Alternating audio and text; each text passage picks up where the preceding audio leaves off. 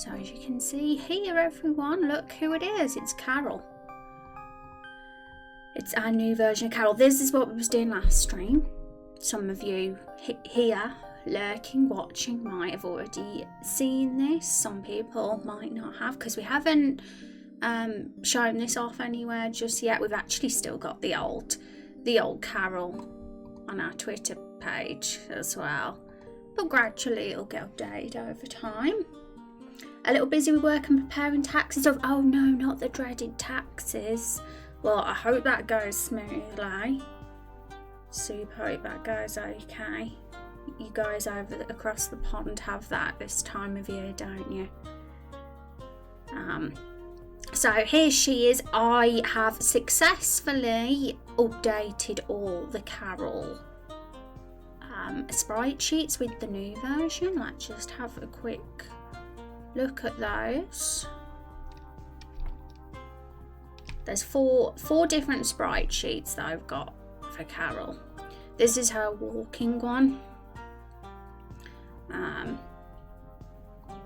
This is her talking one.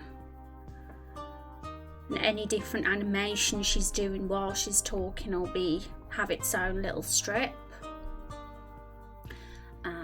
That's just a very almost blank Sprite Sheet, which will eventually have all her expressions on. And this one is an extra Sprite Sheet when it doesn't fit into a category, but all the ones the warrior and hunter clothing and weapons are in here, because that's what happens in the opening scene. So everything's nice and orderly now and all updated. I did a test play of the opening scene, and it's all working fine with the new Carol, and it looks really cool.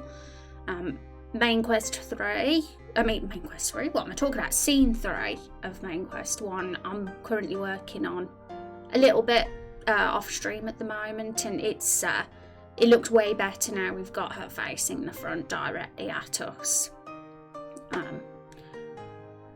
And it's always a dreadful thing to do. US taxis are a mess. Yeah. I feel for you. I wouldn't enjoy doing that myself. I don't think anyone would though, right? Is there actually anyone out there that'd enjoy taxes? Doubt it. Very much doubt it. Okay. So today, let's have a quick look on our to-do list and what next is on the cards to get done. From now on, I'm doing a list, just getting a plain old boring Word doc up of tasks that I need to do. So it's kind of easy to just list and just get rid of them fast. For me, when I'm working off stream as well, to do it this way and keep organised. Trello, obviously I use Trello, but I tend to just use that for more larger updates. This is just like little bits and bobs, my own personal Google Doc file for to-do list. There's a few little tiny things to do, like little bits and extra things to sort out, and so I'm gonna probably do those off stream this weekend. The ones I've highlighted in red are like the things I particularly want to work on stream, and the things that are in blue are like the larger tasks, but that I'm kind of almost finished doing. And this, so we were working on these expressions for Carol. We got a mood board together of ones we're doing, so I would like to do more of those today, because we were sort of in the middle of doing that last stream when we decided that we liked how she looked. So we can continue doing some of that today, but there's another thing, like a smaller little thing that I realised could do with being done as well. The one that's first on the list. Do animation of custom hero picking up Lucky Charm. I'm going to show a test play of that so you get what I'm talking about, so I can give you guys a little peek on what the plan is. Actually, I've got a video recorded of this, so I can get that up instead. It's probably going to be easier to do it this way, because I was going to do a screenshot Saturday, turn that volume down. I was going to do a screenshot Saturday of showing off the custom hero last weekend, but I never got round to it because there was a couple of things that I wanted to change. Some of the animations and a couple of tiny sound effects, so it's been pushed back to another screenshot Saturday. It might be this Saturday instead, we'll see. But let's get it up. Let's get the custom hero up. This is a video of it. It's pretty cool. I think there's a very big improvement from the one that was the original custom hero. It's a bit less boring now, and there's a bit more mystery to it as well, thanks to some advanced dialogue that we've used as well. So this is the section in particular that, like, it's like 99% done. Well, not quite 99% done, because I want to change the animations to pixel ones. I found some really good pixel effects and that, and I think I want to consistently use pixel animations because to keep consistent with the aesthetic of the game, because the current animations are just normal, like they're non-pixel ones, which they look fine and they're all okay, but I did a bit of research. I looked on itch.io, opengameart.org, Patreon, and there's actually loads of creators that like give out pixel art animation effects and all those like flashy little things that are used for spells and magic and hits and attacks, and they'd be very useful in battles as well, and they might look better and give the game a more of a consistent aesthetic, and we're kind of separating from the RPG Maker look as well, the default RPG Maker look a bit more if we go for a pixel art animation style, because that's on the to-do list as well, to update them to that. And I wasn't sure at first if it'd work out, but I think we're more likely going to be going that direction. So once those are updated, we're 99% done basically with the custom hero. And this was the only bit that needs update in this section here.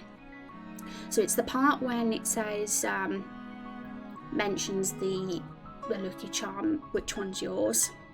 So we've got it there, it just randomly appears, that's Marlborough, randomly showing, because I thought it's nice to like actually show us picking it up ourselves. And at the moment we've got the hero like reaching out, and then it disappears, which is okay, it works, but I think there's one more thing I want to do to that animation. I want to make them crouch, so that's what we're going to do.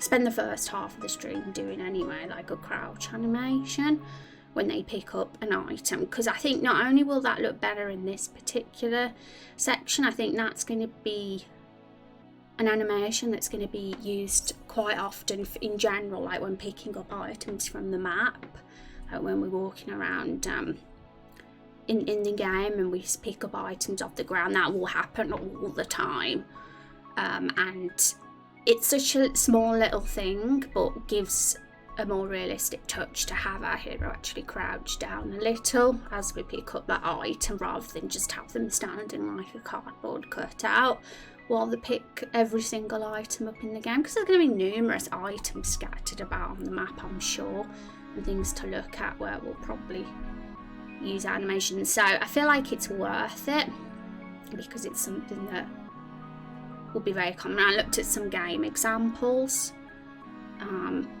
of other games. Stardew Valley sort of have one where they pick up an item. Theirs is quite simple, so I think we can go for a simple one that isn't too like ridiculously ambitious or anything. And now we have like a composite custom hero system. Like this is possible to do. I wouldn't have even attempted this in the original days when we didn't have the layered system, it would have just been too many assets. But now it's very, very likely that we will be having our custom hero as well as the other characters, other NPCs, have like different poses now and again. So we have somewhat attempted doing animations. I had a trick where I split them up into segments so we can easily move their arms around easier and things. We did that for Nigel and for Duncan when he holds the axe. But with this particular animation, I don't think we need to go that far. I think this could be quite simple to pull off. Looking at this particular row here, this first one, we've already got their arms sticking out and their legs apart. So it could be as simple as just making their legs shorter and them come a bit lower, like something like this. We'll test it on this first, but we'll get a new asset so we don't overwrite it eventually.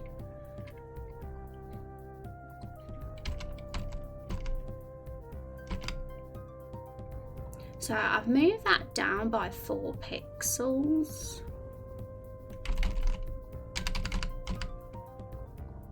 Oh my gosh, they look scary, don't they, when their eyes are that high up? So that is just as simple as, let's look at the difference. So let's put it back. So that's how they originally stand, and that's a crouch. So apart from a couple of rough pixels around these edges, which I'd delete, that could be all we need to do. And we obviously did the same for, well, this one here, the left and right facing one, and this one here. We'd do all directions, of course, because throughout the game a hero could pick up an item from any direction. But obviously we'd have to do the clothing as well. It's not as simple as just doing their nude sprite. We'd need to do each of the clothing, so that just adds a bit of extra complication to it, the fact that we'd have to make the clothing move as well. So we have to be careful with animations. We don't want to go too crazy, because it'd be way too time consuming to do that to every single clothing combination and every single but the crouching one, I feel like it's going to be a common one, and we'd like we say, it's probably be used quite a lot. I'd be less bothered about doing it if I felt like, oh, this animation's only ever going to be in the whole entire game once. But this is going to be probably one of the more common ones. So let's have a go. We'll see how like challenging it is to do this. I thought this could be something quite chill to do on stream, and we'll have a look, because it's I like challenging myself with animations as well, because it's fun. It makes you feel cool to see it working, and it just makes the game feel a little bit more a little bit less wooden as well, so it's worthwhile. Hi Rod, how are you doing today? It's so good to see you. Happy Thursday, the day before Friday. How is it going? Hope you are well. Okay, so let's think how we're going to do this. So this is our custom hero sprite sheet with the layers of all of them on. Doing the custom hero crouching is a little bit more complicated than it would be doing an NPC crouching, because we've got lots of different assets for them. But all we need to do are each of the 6 body types, the 3 skin complexions and the 2 body types. and the clothing, the hunter warrior clothing. And I think because this seems relatively easy to do, like we could get away with literally moving them just down 5 pixels. That's a pretty easy animation. If it was like this kind of really, really tough one, I'd be like, okay, I'll probably commission this one, or might skip this one, but I think this one might be okay. But because I have to kind of be strict with myself with what to work on, because one of my goals of this year is making the most of my time so that I don't waste time on unnecessary things as well. Same as usual, going to have breakfast soon, but when you say hi, make sure you're right. Glad to hear. What's the breakfast today? You have a very interesting breakfasts that I want as well. Any plans for your evening, weekend? Pizza tonight. We're getting pizza. So I'm excited for that because pizza's yummy. I don't think there's anyone in this world that doesn't like pizza. And if there is, I need to know who they are. And if they actually exist. Okay, so we'll start with the fair-skinned masculine one, seeing as that one's the one we've got up at the moment. Let's get the grid up. And I think I want to work on this today. I did want to spend some time doing some Carol expressions, so if we get this finished quite fast, because we might do, because I don't think it's that hard a job, then we can move on to doing Carol's expressions for the second half of the stream. But I want to work on this first and prioritise this, because once this is done, the custom hero creator, I can put that to the side fully then, once I've done the animations, the pixel animations in there, because it's like so close to being done then. And if I can get that done before Saturday, we can get a screenshot Saturday of this custom hero up on this Saturday, which will be cool. So but yeah, it'd be cool if we can get a bit of content showing off every Saturday. We'll see if we can do that. No pressure on me though. Where is our grid? Where is it hiding? That's strange. Extras. Show grid, and it isn't showing. I need to see the grid because it's going to be really difficult to do this properly without the grid, and never before have I not had a grid come up. Usually I have problems getting rid of the grid. That's usually what I experience most of the time. Okay, so it should be working. I'm going to just cross it off and bring it back up.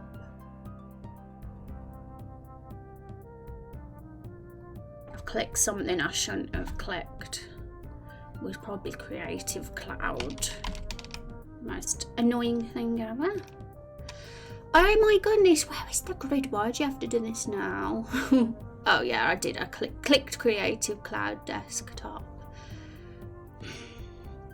Okay. Go away. I'm gonna have to Google this. Photoshop grid not appearing. Like, that is just the silliest thing to not work. Show.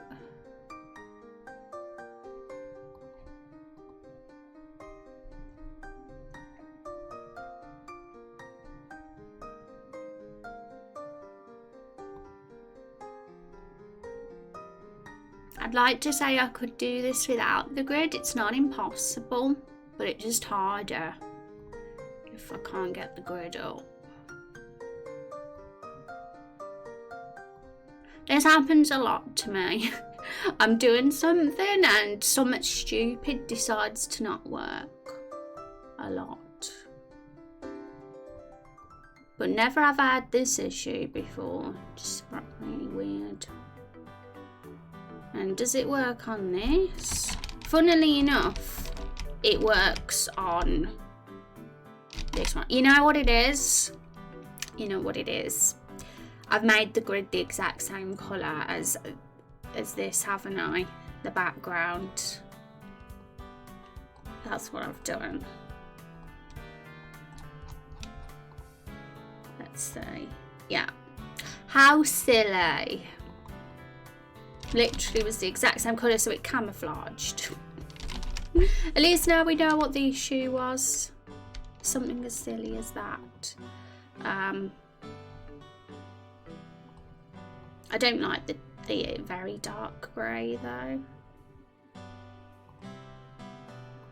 Actually, yeah, let's just have that. I don't mind. Lock that layer. Okay, so let's say now we will copy this one. Okay, there we go. We'll put it here. I think we'll put it here.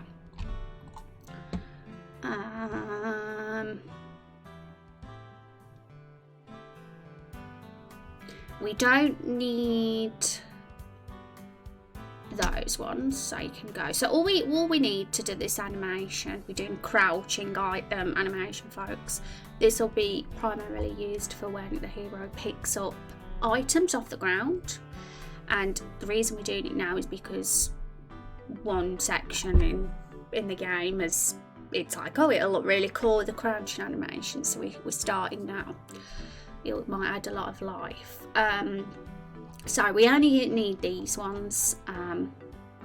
So I'm gonna do them in all for all the combinations we need.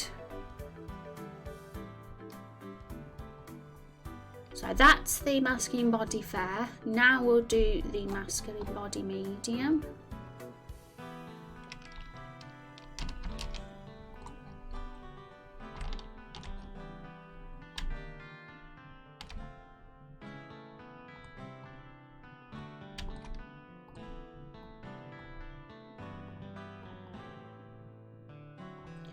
Masculine body dark. Got to do the head as well, of course, but we'll do that after.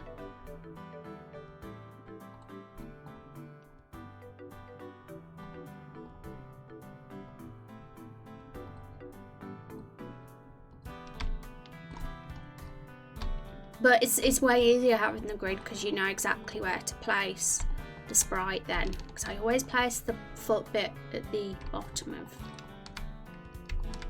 where the line is.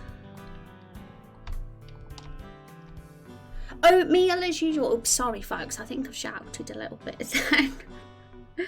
I shouted a bit, I think it was a bit loud.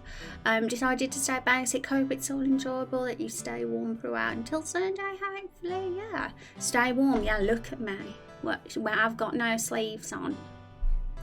It's because my bedroom is like a greenhouse, because it's actually a really sunny day. It's probably not warm outside at all, but it is very sunny, so it's like a greenhouse in here. And I have shut the curtains now, so there's no sun coming in my room anymore. But I'm still quite warm. So we have done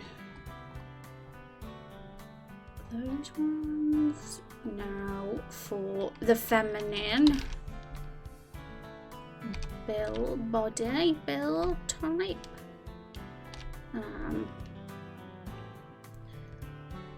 So there's only six.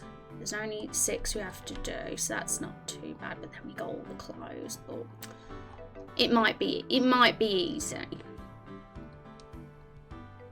I'd rather attempt this and challenge myself than just not do it at all.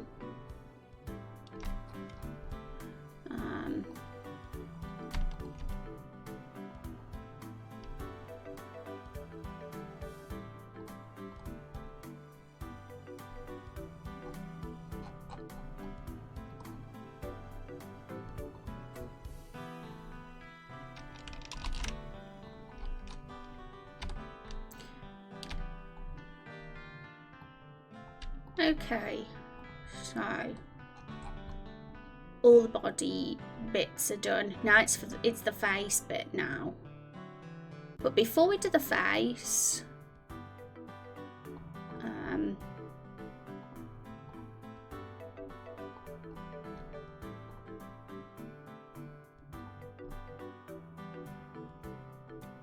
we will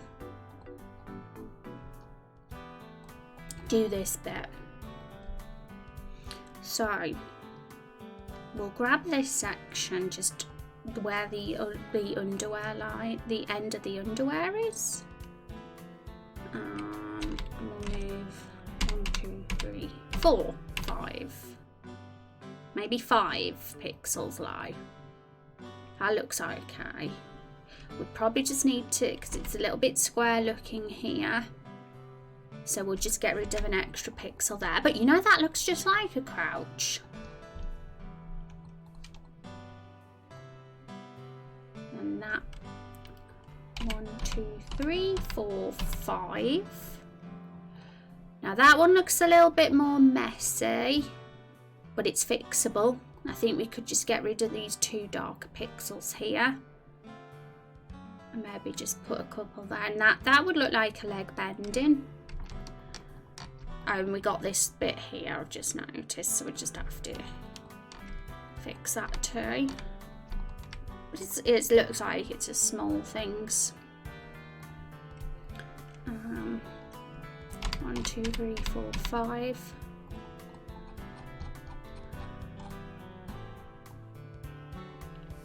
One, 2, 3, 4, 5. So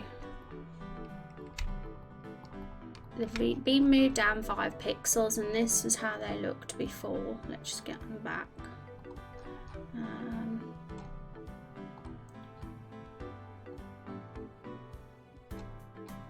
And just say,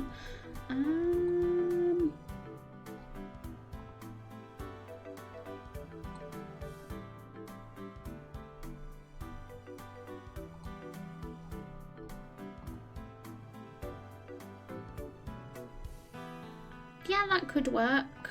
We don't have the head on, so it's hard to tell completely how it looks just yet, but it doesn't look too bad. I've got to just get rid of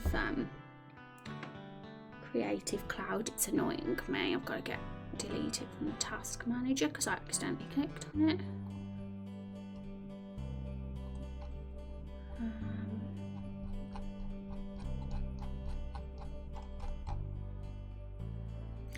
Okay, it's gone now.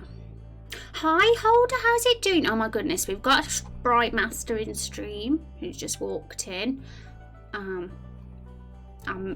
Because we're working on sprites today, I've got the perfect question for all you artists out there in chat, Holder or anyone else who's hanging out. How do you what is your trick for your most, like, your workflow for like doing different character poses? Do you draw it from scratch, or do you kind of grab the original asset and just split it into pieces and move the arms about? Because that's the second one is the way I'm doing it. As you can see, I'm attempting a crouching animation by literally just moving down the sprite by 5 pixels, and there's a few rough edges that we got to tidy up, which we'll do in a sec. But first we got to do it for all the other body types. So there's 6, so it's pretty easy. It's the same pattern, we just follow the same pattern as we did last time. 1, 2, 3, 4, 5. We got to make sure it's the exact same, because otherwise they're not going to be consistent. 1, 2, 3, 4, 5. Hi Matt, how's it going? Oh, I looked away while getting food. What are these sprites for? A new body type. What we're doing, Matt, is a crouching animation. Well, it's not really an animation. It's going to be a static sprite pose. But it's going to be used. I can see it being used often because when we pick items off the ground, the reason we're starting now is because there's a point in the game where it would make sense for the hero to crouch down, and it would look better than if they were just standing up. So I thought, why not just have a go at this and see how it looks. And because we got a composite hero layered system now, thanks to the Sprite plugin, we are able to, you know, do these sorts of things with our custom hero. Otherwise we would have too many assets to even dream of attempting it if it wasn't for the layered system we've got. Because I work with different depth, I can't just rotate, so I usually have a bright block bright colour. But with what you're working with, it should be fine. Yeah, I try not to, I mean, with rotate, I'm not sure exactly what you mean there. But with pixel art, I try not to rotate. Only in 90-degree angles, usually. Because it can look super distorted, if that's what you mean by rotate, anyway. And Van says, depends what I'm trying to make. I'll probably use part of the original when I work with the Sharu. What are you making? A crouch animation, everyone. So, completely just doing this from like today in stream, starting it fresh and trying a sort of process to see how it looks. I have absolutely no clue what it's going to look like when we're done, but that's going to be part of the fun. And it's probably not going to be the first animation, or that, well, it is the first. It's not going to be the last animation we do. I mean, there might be there might be times when we do a few different poses for the hero, because we are going to be using these sprites for the battles now. So it's very likely that these sprites will have lots of different versions of them over time. And because we're not using any other kind of assets anymore, we're not using the side view battlers anymore, it just makes it far less overwhelming to just work on these solely. Yeah, that's what I meant by rotate. Yeah, it's pixel art. I try my best to not make it look all messy and distorted. That's kind of why I didn't end up going for the Sprite system with the bones, the skeleton bones, because it was great, but I think it works better for vector art and normal art, because it can kind of distort the pixel look. But I'm using Sprite for layering the custom heroes together. I never did originally. I had another plugin for that, but Sprite is a bit kinder. It doesn't have as many bugs as the old one. The old one was fine and did the job, but there was a couple of glitches, and it's a more active plugin as well. 1, 2, 3, 4, 5. So yeah, this will need an edit, but I'm going to do the editing after. I want to do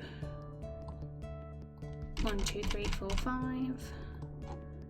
There's not as much editing on the front facing one and the back facing one. Just probably get rid of an extra square there or something, so it doesn't have such a square edge corner. So all those ones are done, and we only need to do these for the 4 directions. And I think it would look okay with just the one frame.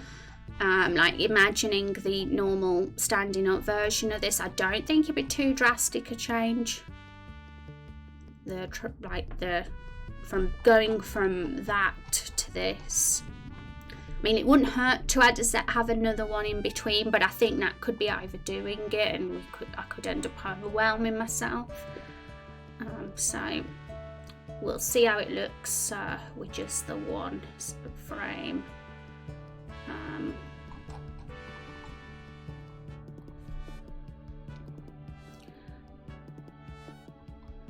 Greetings, mortals. Hi, Storm Raymond. How are you doing today? Hope you're having a good week. For anyone coming in, we are working on a sprite animation today, or a sprite pose even. So it's only going to be the one frame. And the pose is crouching.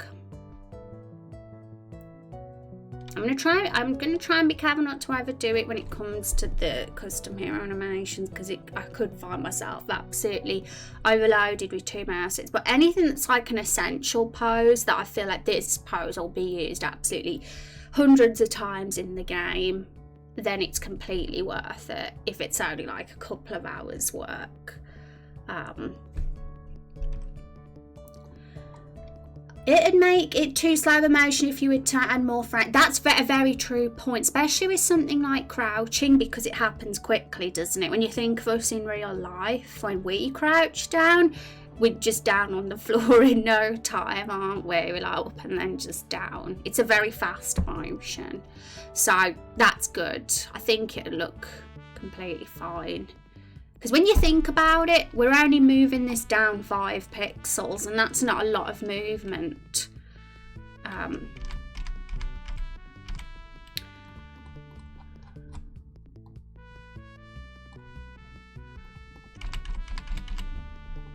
So 3 out of 6 done, and then once we've done the 3 body types, we'll move on to just filling in and tidying up the weird looking bits.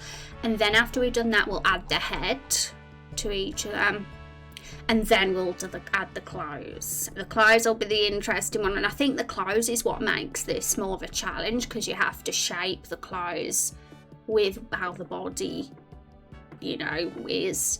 But I'll just use the same approach. I'll just move the clothes down by 5 pixels as well and see how that looks. There might be a bit to tidy up too. I think it's just about being organised with the pattern you follow.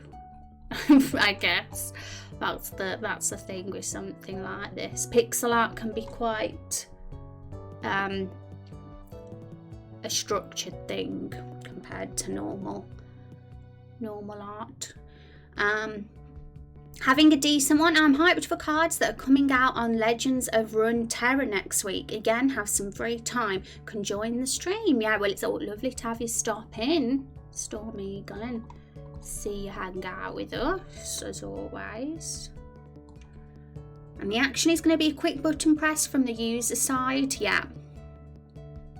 And I saw on Twitter that you were working on some sprites, and I see you still are. Care to explain a bit if it ain't that hard? Miss some streams a bit. We will do, but first, Kia has subbed for 16 months. Oh my goodness, Kia, that is a long time of support. I appreciate it. My friend, how are you doing today? Let's have some hype in chat for that generosity. Thank you very much.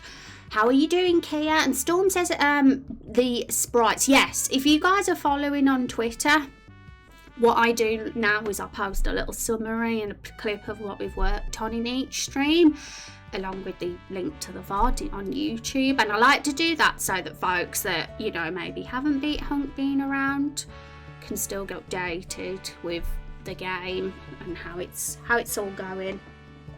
So what was it in particular you're curious about, Stormraven, like with the sprites? We've been working, like the last few weeks, it has been a lot of animation work, mainly because the goal at the moment is getting the scenes done and polished for Main Quest 1 and 2 of Roots and Rumours. And while doing the scenes, because we can't release the first playable build without any scenes, can we? Because then there's no story. But while doing the scenes, I've started to realise there's just so much opportunity to stretch, the game more and the scenes, like make them just look way better. And things like having a talking sprites, like have their mouth move, was one of the first things I realised could be done. Adding a sort of sound effect for their voice when they talk was another one, and then extra animations and all those things just to make the scene just better to watch and more interesting and exciting, more animated in general, is kind of what we're working on. So I can imagine, because scenes is what we're going to be focusing on for a little bit now, for the next few weeks at least, before we move on to the battle stuff again, because I'd like to get some battles done before we release the first playable build, but we are not thinking about that yet until we've done the scenes.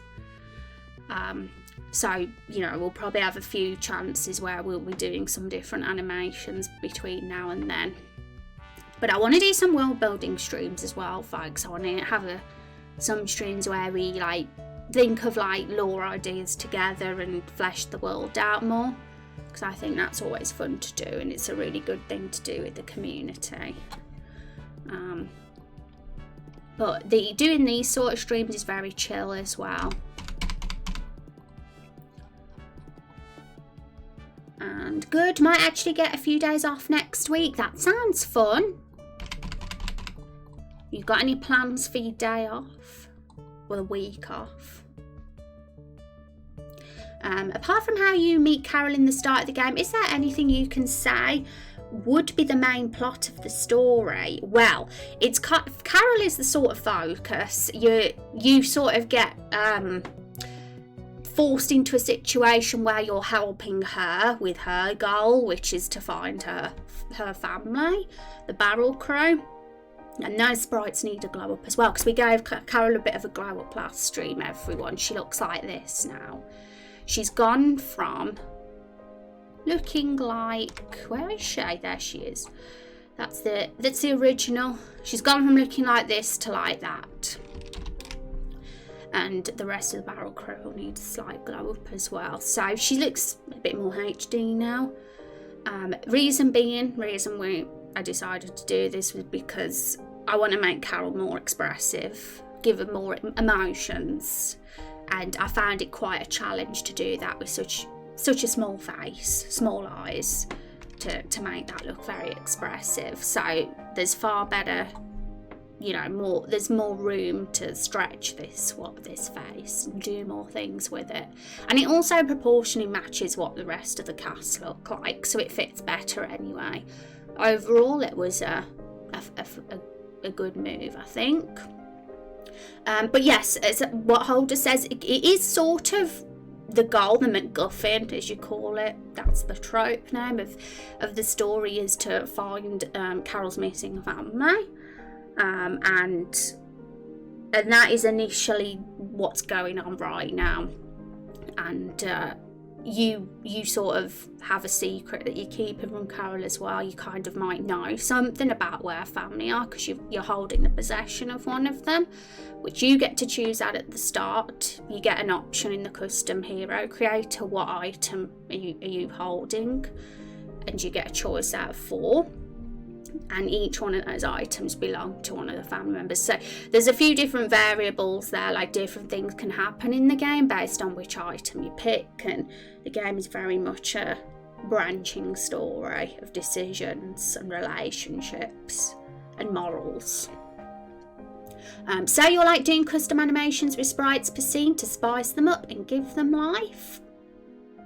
Yes, basically. Just so it can look more fun, right? Because I feel it was a little bit wooden at first in the first version, which was okay at the time because the game was non-commercial and it was just a bit of fun.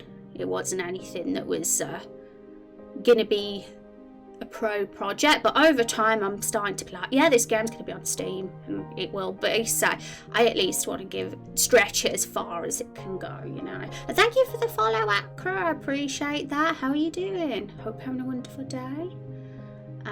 But yeah, any more questions, feel free to ask everyone, because it's really fun to answer questions, plot related questions, character related questions, and all that stuff as well.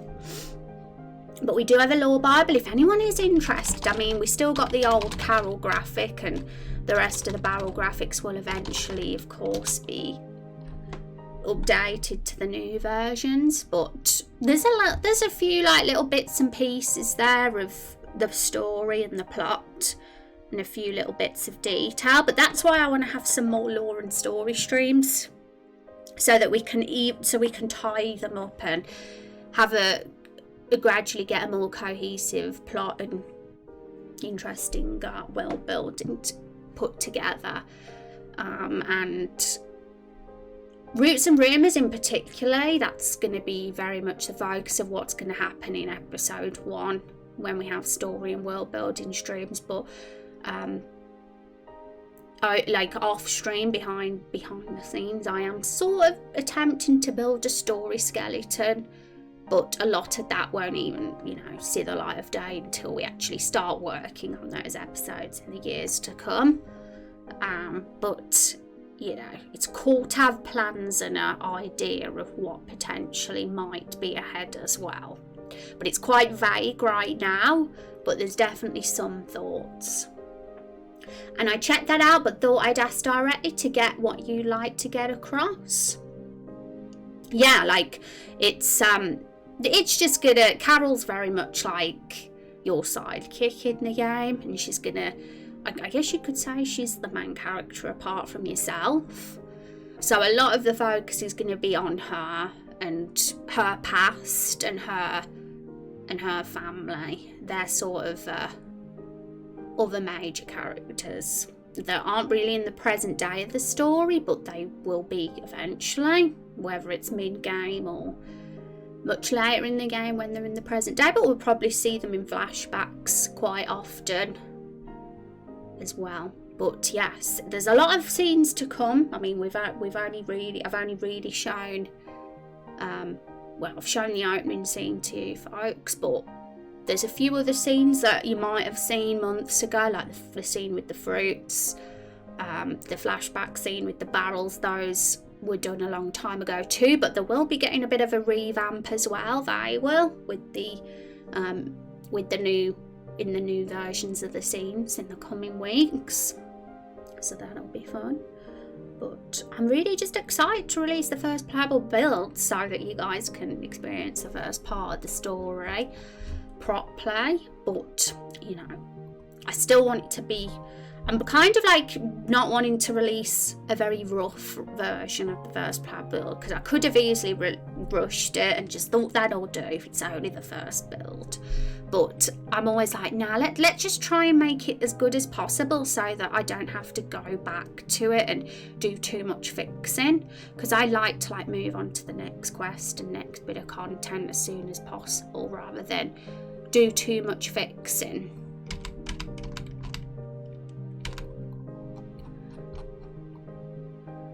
Because I'm being very, very fussy, like with a few of the little messy parts and bugs, and sorting them out now rather than leaving them till later. Because I think it'd be stressful to just leave them and then end up with a massive list of things to do. So I'm kind of like doing the polish as I go along, really, at this point.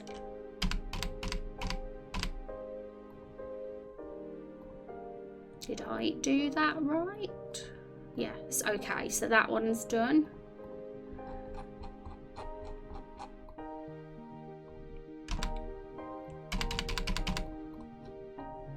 But you know, there's a lot to still be decided when it comes to story. I purposely leave a lot of it open-ended, because I know that it's going to be well fun to like decide together. I like to still keep that open-ended collaborative thing going with the community in regards to the story, but I'm trying to keep a balance really of between that and having some structure as well, because in the early days it was completely just improvised, like the whole thing, but over time it started to get slightly more structured. But I don't want to get like 100% structured and have the plot all planned out already, because then it doesn't leave much room for potential story collaboration ideas then. So it's kind of having a bit of a balance between the two, I think, is a good thing to do.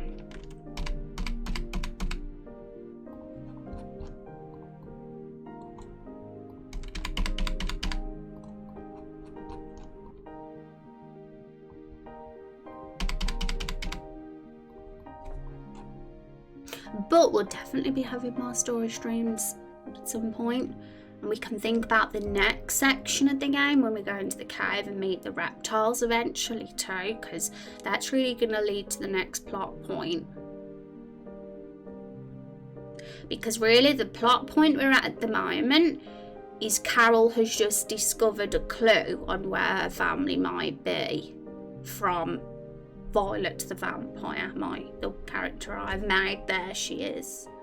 She kind of was a witness to when the family went missing, so she has got a clue now of who might have took them, and that's the first plot point we're at. So the next step is finding them, and it was a reptile character, so it's gonna lead to the caves where the reptiles live. And yep, they put in the next part they get their story together. That'll be fun. I always like the story streams.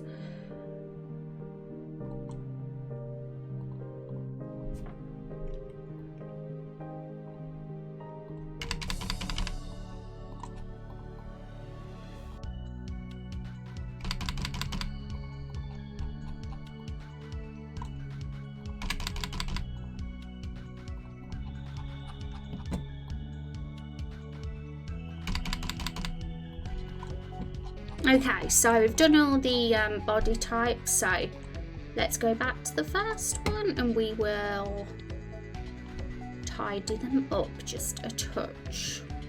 I don't think there's too much to do, but whatever we do for this one, we've got to do the same for all the others, so I've got to just remember.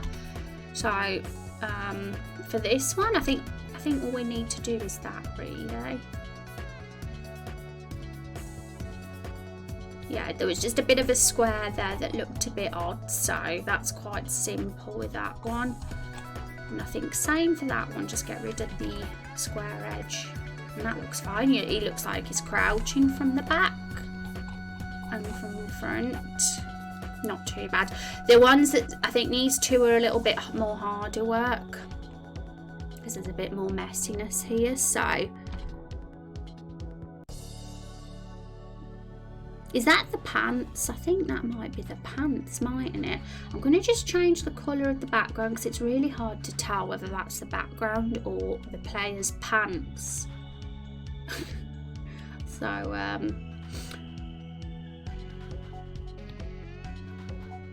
it's the pants.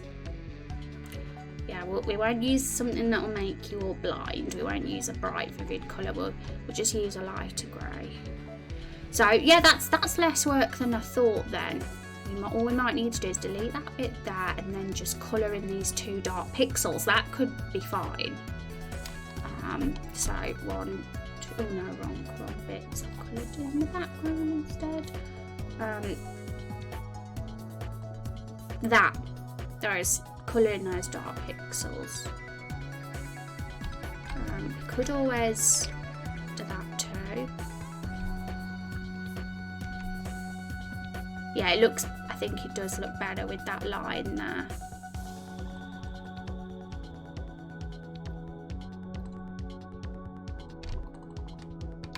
Not too bad. The pants look a bit messed up though. We'll fill those in a sec though, because... So it was that one. And then we filled in that. And then we added a line, and that was it, wasn't it?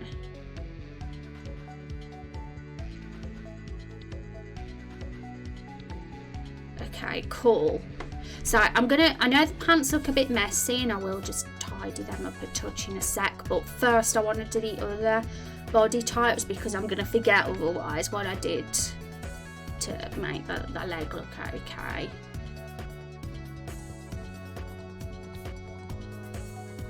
So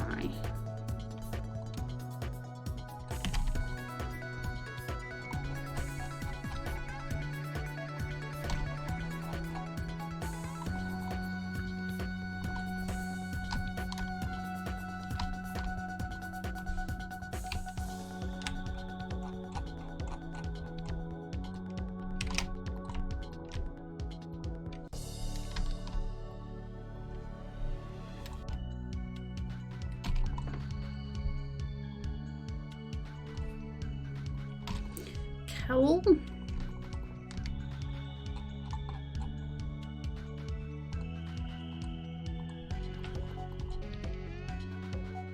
There's something pretty relaxing about doing this sort of thing now, like the sprite work. It is quite chill and a relaxing thing to do.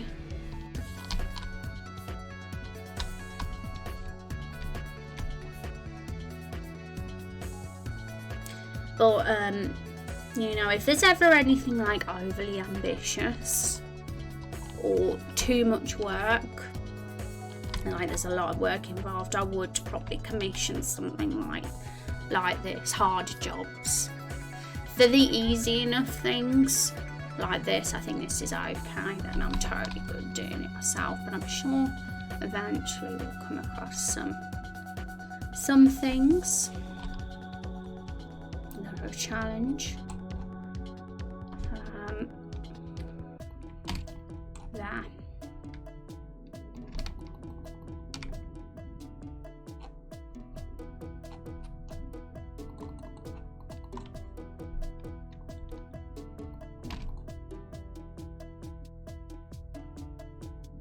I think that's all fine. But I'm quite surprised by how okay it looks, because I kind of was expecting it to look a little bit like, you know, not that great. I thought, oh, we'll probably get one that's all right, but it actually does kind of look like a crouch a little. Right, we'll see what he looks like when the clothes are on though, because, you know, having the clothes on is going to tell us whether this has worked out or not. The clothes bit is the bit I'm scared of.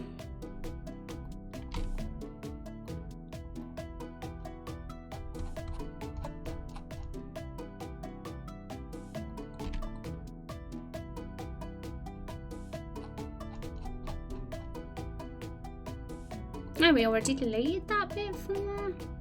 Fair enough.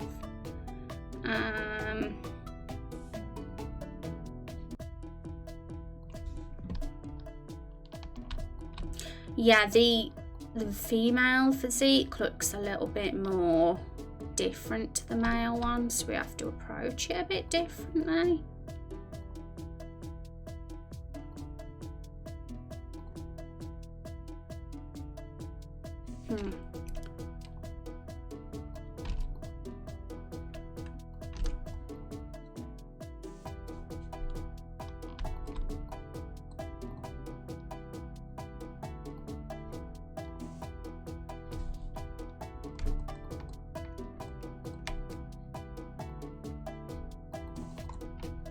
Might fit in all of that.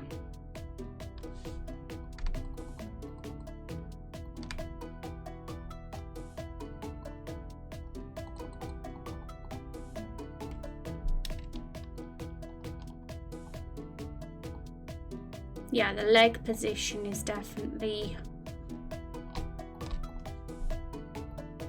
a little different.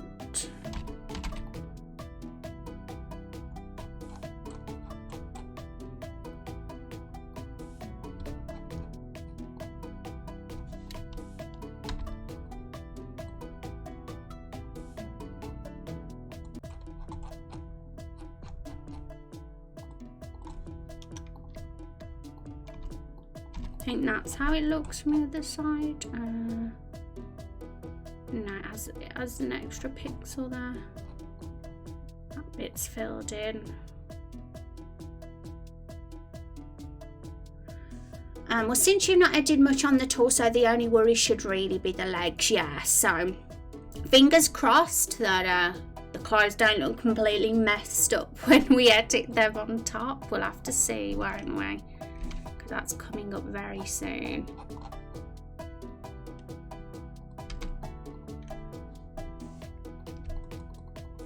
I know when I did Duncan's animation, when he lifted his arm with the clothes, it was interesting, but it worked out. Oh, I know what the square bit's here. Just noticed it, just on the other side, on the feminine body. There we go. So the female body was a little bit harder. Well, there was a little bit more to memorise.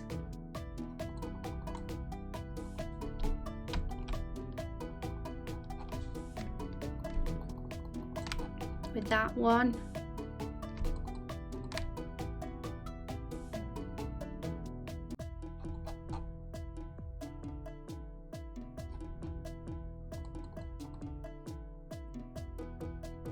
Let's look at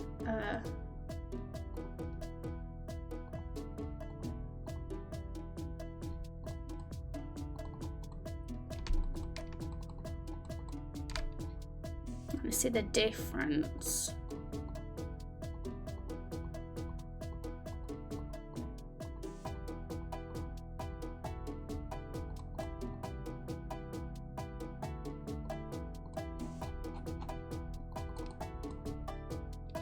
I wish the side views could be as easy as the front view ones were.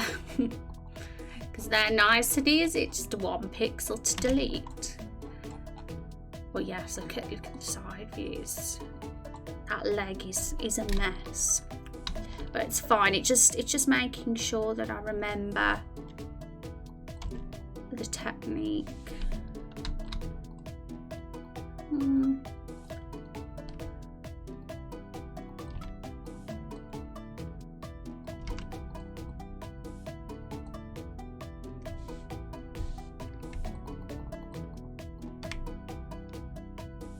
I don't even think I needed to delete those pixels, but considering I already have them, I might as well.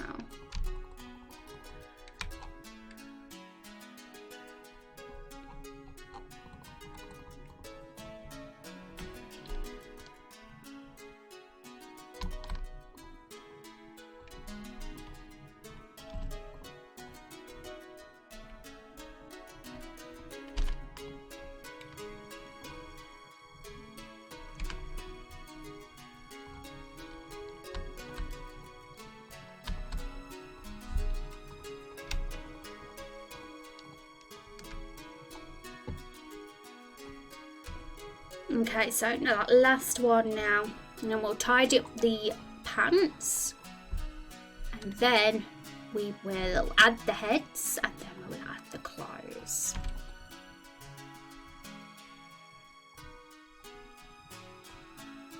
Save the hardest bit to last.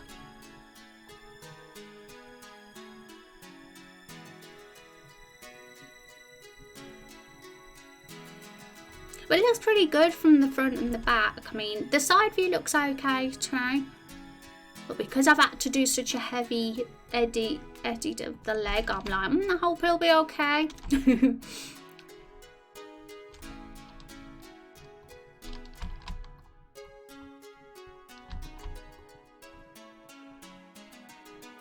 we go. It's not that heavy an editable leg, I'm really exaggerating, but it's a little bit.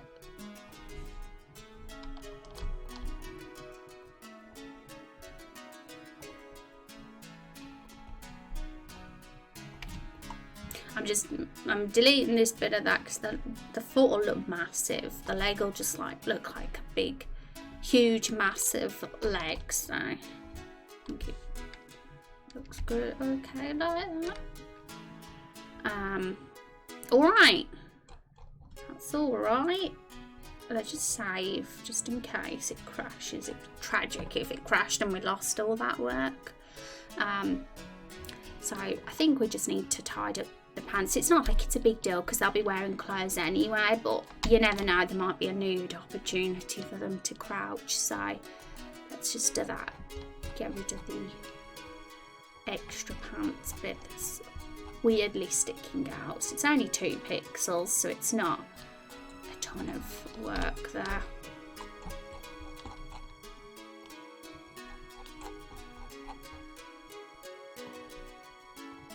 I feel much more better about how, working on the nude sprites rather than just going into a sprite that has got clothes on and doing it, because you know it's much harder to do it for other NPCs than if you've already got the clothes flattened on their body, right? That's how I think anyway. It'd be a little bit daunting. But this way you can reuse the base for future NPCs. So that's why I feel pretty good about spending time on this, because you never know, like if there's ever an NPC, any NPC that needs to go in this position, just use this body as a base and just add their head on top, right, and their clothes.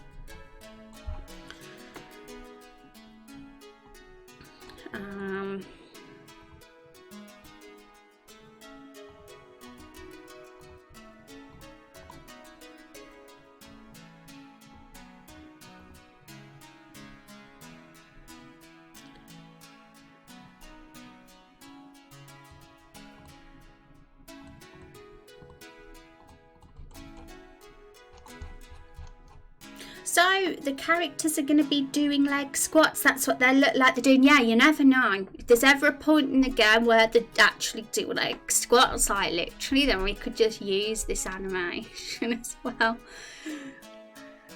You know, doing a loop of them standing up and changing to this over and over again could give that impression. Maybe there'll be a gym buff in one of the towns that we could do that with, and they go about their day just doing leg squats in somewhere, because that's kind of what I'm aiming to do, like in any town we go to over time. I mean, it's just Lightfall for now, but eventually, of course, there'll be more in future episodes. But for the NPCs to just not be standing there like cardboard cutouts, like, I know it's a kind of a very common thing in any RPG for NPCs to just stand, do the normal idle stand into position and do nothing else ever. But I kind of like the idea of making it a lively and animated town with the NPCs that actually feel like real people, and they're like sort of they've got their own little loop animations now and again that aren't just them standing, doing nothing but standing. All they need is a set of hand weights. Yeah, that's one really cool thing about animations. There's always an opportunity to reuse that pose for another context, and for this, you know, it's really cool. And I know that this crouching animation, it's a pretty common one, really, when you think of it. Like, definitely for picking up items is the first thing that comes into my head with it. And obviously you'll be doing a lot of item picking up. And, I mean, I'm curious now, I'm going to look at other RPG games and see what their animations are like when characters pick up items off the ground and things. I'm curious. But there might be other types of animations we can use the same sprite pose for, not just picking up items or doing leg squats. Could be others. I'm trying to think. Can't think of any just yet, but there might be.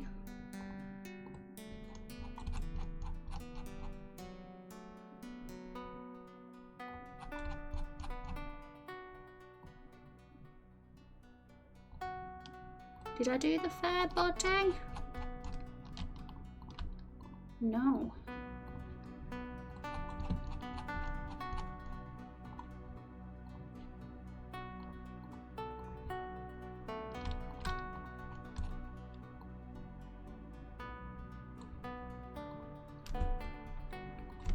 Okay, we're done.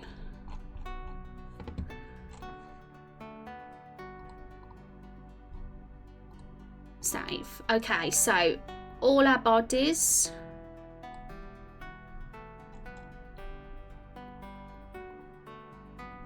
There they all are. I think that they don't look too bad at all, considering it was such a minimal change from the default standing sprite. I literally just used this one here, got rid of a bit of pixel from the leg. It has definitely given a crouching impression. So let's add the heads to each, because they can't be headless. And then we will add the clothes. And all going well, we'll get it done this stream, and we can move on to doing some Carol faces for the rest of the stream if we get time. I didn't expect this to be too time consuming, but you never know, there's always hurdles. Sometimes you think something will be done in a couple of hours, but then it takes all day. Very common in game dev for that to happen. Oops. Well, I copied that, but I must not have.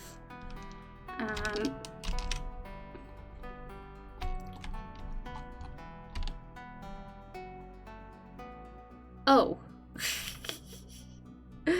No, we don't need. What am I doing? I did the right thing. I was confused because the head was facing a different direction, but it's because I didn't drag it to the bottom. Duh. Silly me.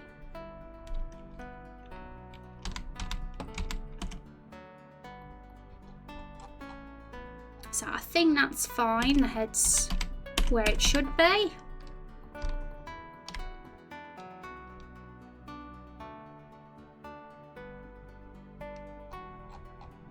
He's crouching. It's awesome. We've got to add the eyes as well. I'm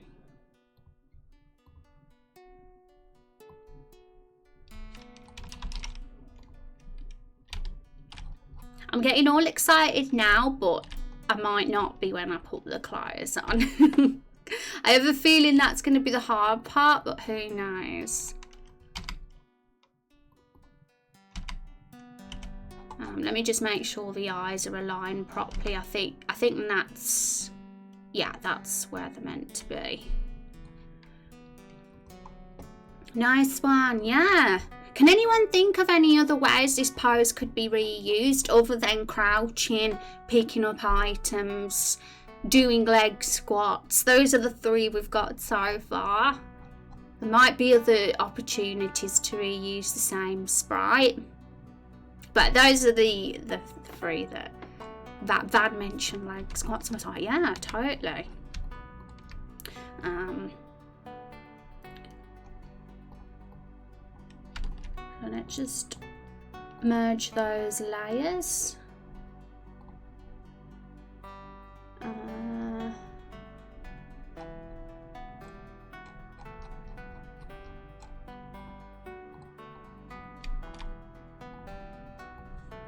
So we can use this same head for the well, this same head can be used for the obviously the feminine version of this body. So I literally just hide the masculine now and add the feminine one with the way I've got this file structured. So I don't need to add the head to that one because we use the same head for the same one. So we gotta just do just 2 more heads now.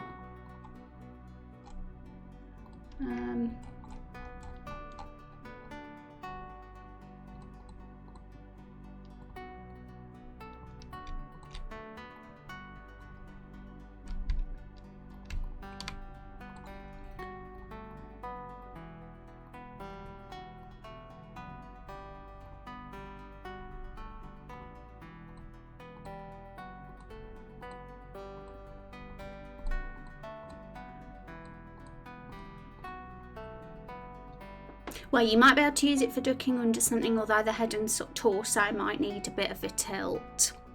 Oh yeah, that could be another as well. That's cool. Awesome. Because, you know, I think that's the trick, especially being a solo dev with limited time, because obviously, well, I've got all the time I can have. I mean, I dedicate myself to the project, but there's only so many hours. So, you know, we have to sort of get clever and smart about it, like with you reusing assets, I think. So I like to know things like this, like, well, we can reuse this. But it's definitely going to be a common one. So now this face.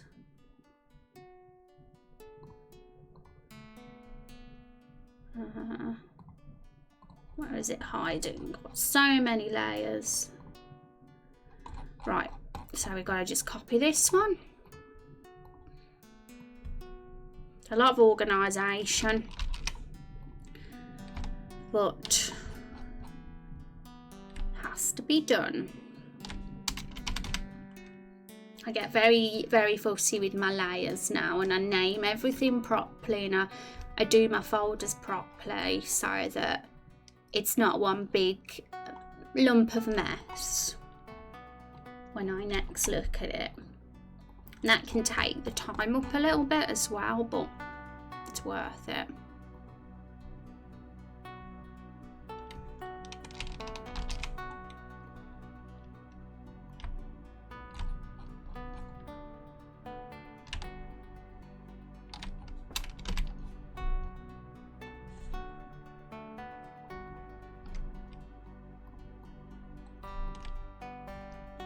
And all these like little squares that we've got spare could be for future like poses and future.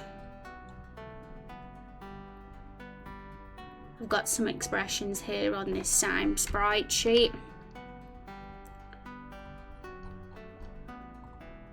So who knows what else will fill in the gaps eventually over time.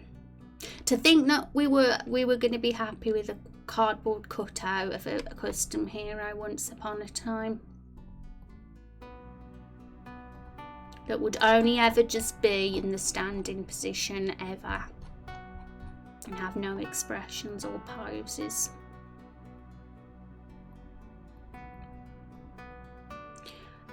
Okay, so did I flatten the face layer? Let me just check. Yeah, that's sorted. So now it's just this one.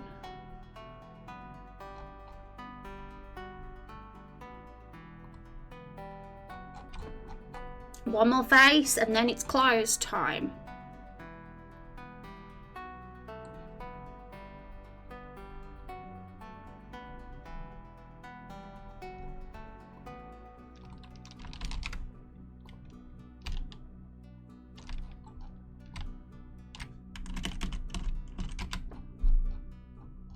We still got the, let's put the other body there so we can see it properly. There, that's how it should be.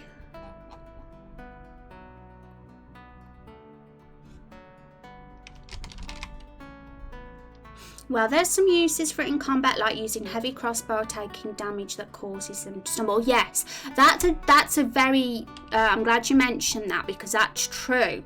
When we're in battle, there'll be a chance to use it then as well, because we'll be using these same sprites for the battlers now, so which is great because it means we can reuse them in battle too. You never know, there could be a pose from, you know, a status effect or who knows what.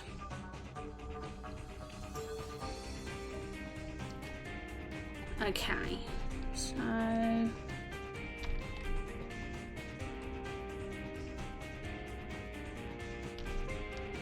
we done? Have we done them all? I think we have.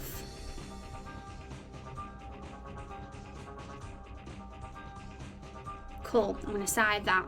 Close time then now, everyone.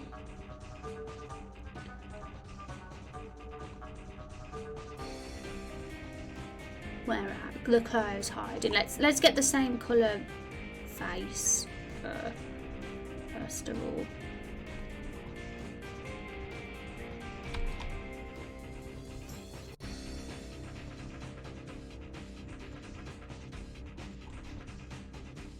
Hang on, because I've lost one of the faces. I need to make sure I'm not flattening things I shouldn't be.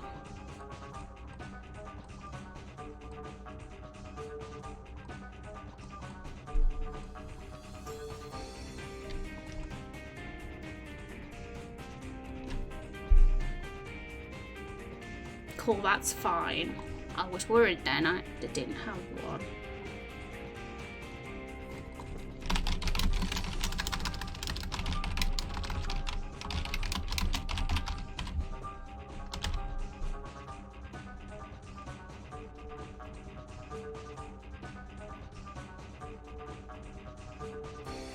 Okay.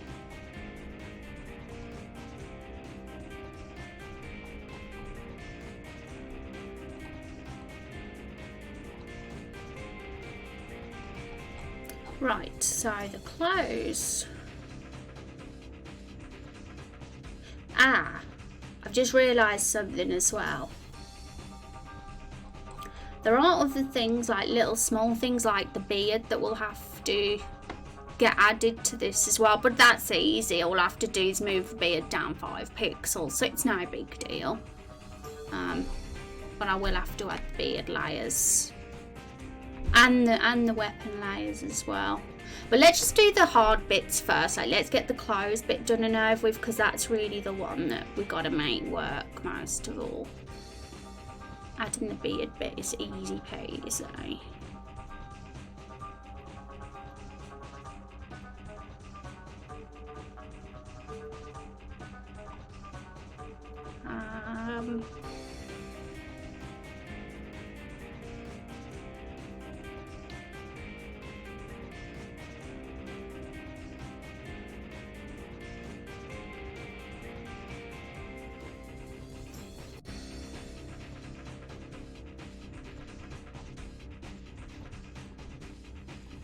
We'll start with this, because we got 2 versions. We've got a different one depending on if you're a female or male. So we'll do the male one first, because there's boobs on the other body type and there isn't on this one. Well, it's not really boobs, but the top's a little bit of a different shape.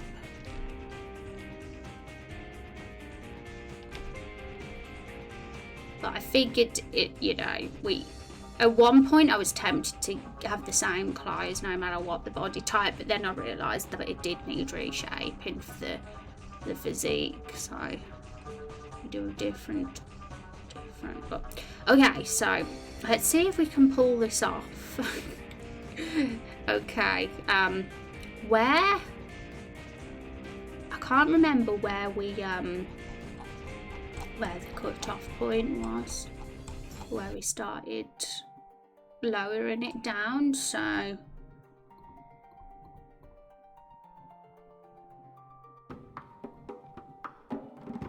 let me see, 46 pixels, that was where it was. Okay.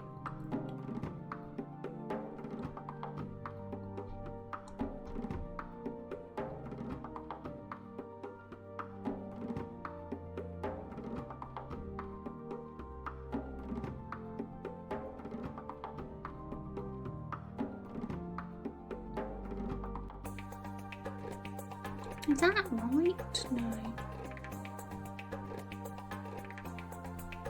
I'm getting confused. One sec, folks. My brain's gone mushy.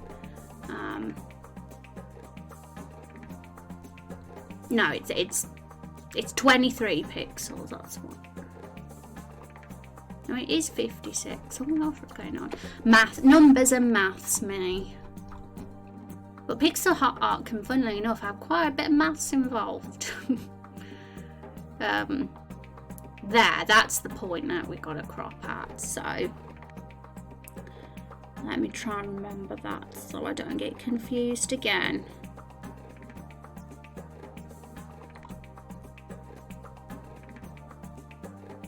$56, that's it. Okay, I'm gonna write that in an iPad. Don't forget, no.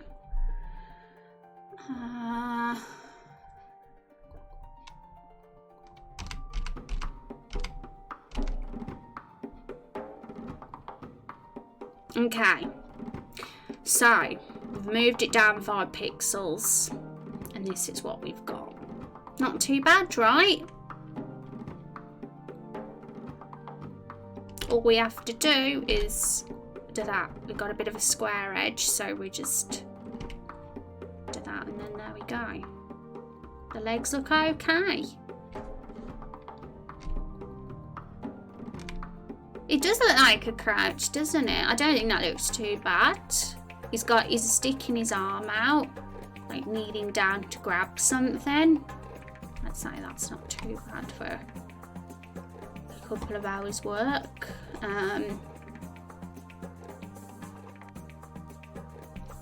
Now we got into the other pirate positions, and if it works out for these, we know it won't be too bad, but we got the hunter outfit as well. Fingers crossed that it's not like a huge amount of work.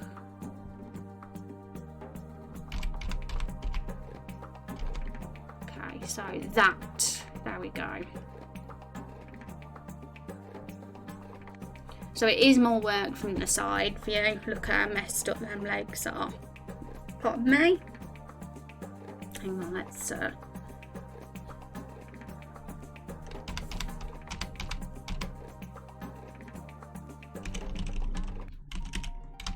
thinking if there's another way to go about this way, because it is a bit messy. What about...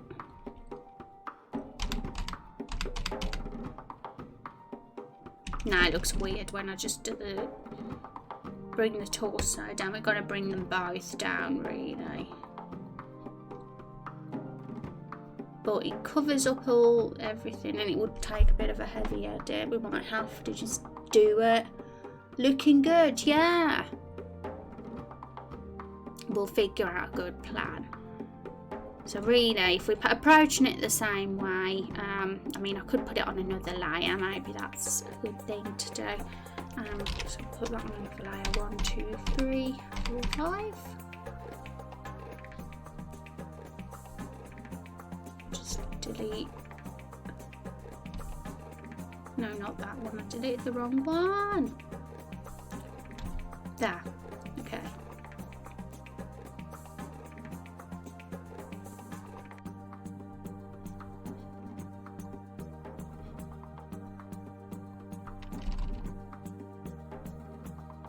Yeah, it's getting a bit confusing. I knew that this one would be tough because the leg is so much...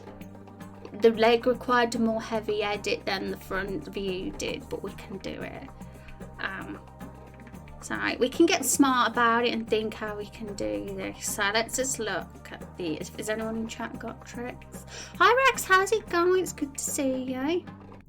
Hope you're doing good. How's the stream going? Wow. What we're doing today is making a crouching animation for the custom hero.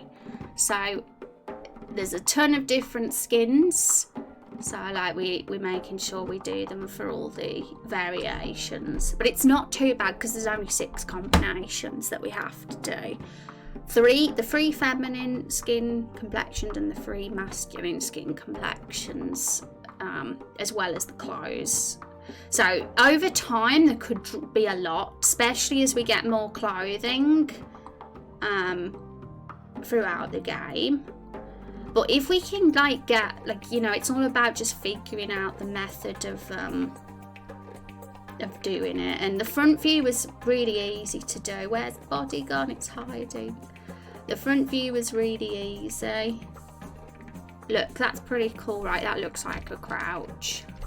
But I'm finding the side views a bit of a challenge to not look a bit weird, but we'll see. Let's do the back version first, seeing as that's easier. I had to click the wrong thing, didn't I? So many layers. 1, 2, 3. What am I doing? Why have I only grabbed at that bit? I'm losing the plot. 1, 2, 3, 4, 5. And this is easy because it's already virtually in position just as we want it for our front and back facing here, right?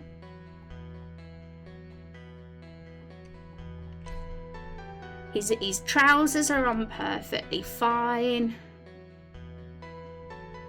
Everything's shaped around their body great. But this side view one's a big giant mess. We might have to break up well, let's see what Holder says. From when I was doing old bat animations, and only if you can do everything via the keyboard, Then you can set up a macro command in Photoshop. Oh yeah, macros. You know, I've heard about macros, but I'm just worried my computer will crash because it's getting old now, and it crashes at the stupidest thing, like laggy, it gets all laggy and things. So if I set up macros, there's a chance that could happen, right? I mean, I'm getting paranoid, but it's a good idea because then it stops it prevents the repetitive tasks, right?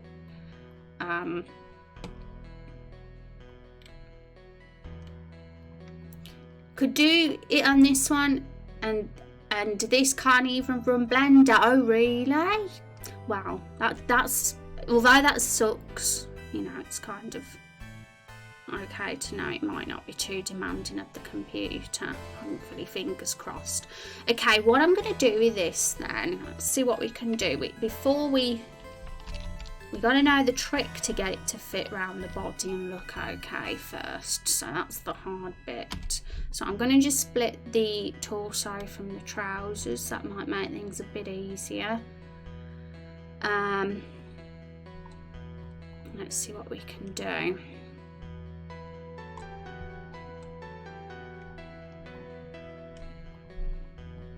I mean, if we want to do it properly, you know, we could easily just redraw the trouser assets, but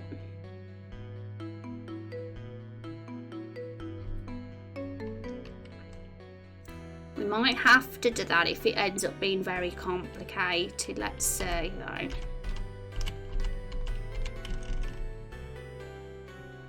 Because whatever we move down, it really covers up the rest of it and makes it look like a big giant mess.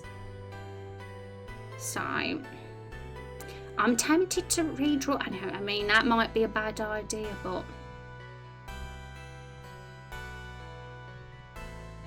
might have no choice, because look at how different the leg shape is to the shape of these trousers. It's like completely different.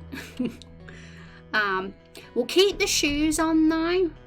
Oh, why have I deleted it? Let's just copy it so we don't lose it, just in case this ends up being a giant mistake. But let's just delete the trousers and keep the shoes on. Because the shoes are fine. The shoes are in the perfect position. And the torso is totally fine as well. If we just put that there, that's, or is it there? Let's remind ourselves where the torso is positioned.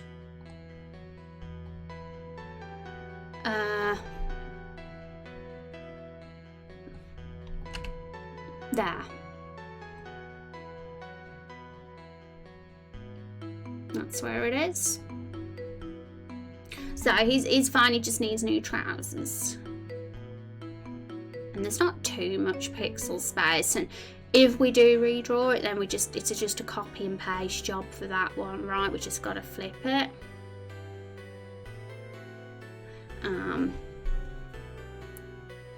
And as long as there's not too many commands involved, or just suck it up and let the hours fly by, and just redrawing them should be fine. There's not too much detail, just get the shading right and it'll be fine. It happens that quick, there shouldn't be noticed if there's little errors. Yeah, I think the reason why I'm tempted to just redraw is because it's such a small out. When you look at it, there's not much work there. It's not like there's a big massive bit to do, so it's not too overwhelming.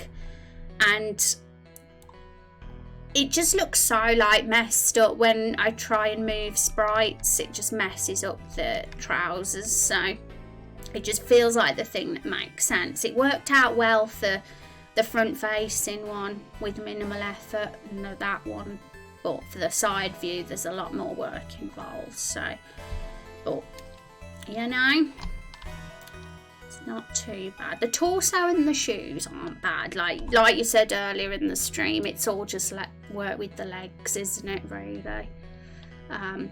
So let's see how effective we can get a redrawing up of these trousers. Before I start, let me just check if the trousers tightly go around the legs, if it's Yeah, I wanted to check whether they were baggy on the body and they were extended by 1 pixel, or whether they fit exact, which they do fit exact.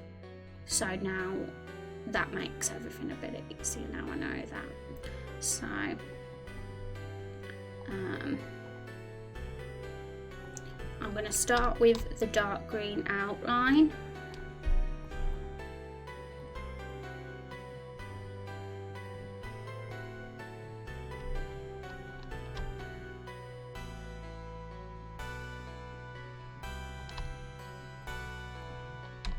Then I'm going to colour in with the next darkest bit.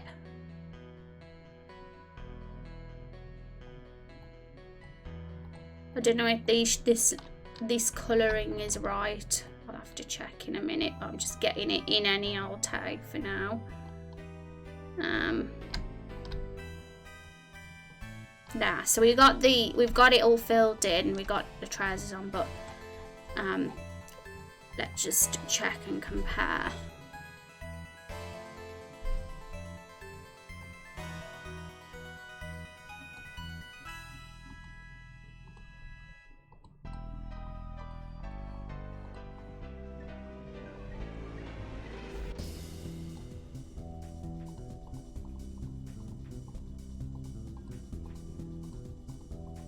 Yeah, I'm trying to see if the highlights match with the body, with where they're placed. And looking at it, it's a little bit different, but it's quite similar. So as you can see on the really dark bits of the skin, you got the dark bits, and then it's lighter in the centre. So it's not exact, but it's okay. So I think what we've got might be fine, and as long as it looks okay, right, and it doesn't look stupid, which it doesn't, because I don't want to get too complicated with the shading, because I'll just forget the where I put which pixel. So maybe just copying the highlights of what the skin looks like is probably the easiest thing to do, as long as it looks okay and not odd compared to the other sprites. So looking at that, don't look too bad. What do you reckon, folks?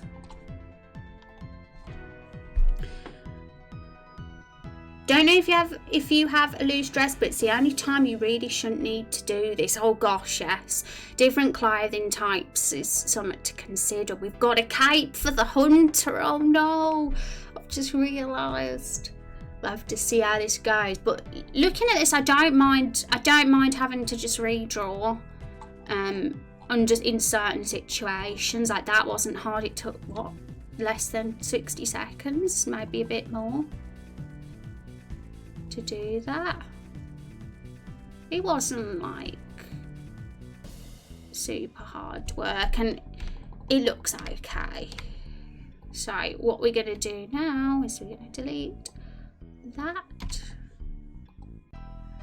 Yeah, well, thank you, Rex. I appreciate you. You got up late today, I saw he says earlier. Oh no, are you in trouble with work?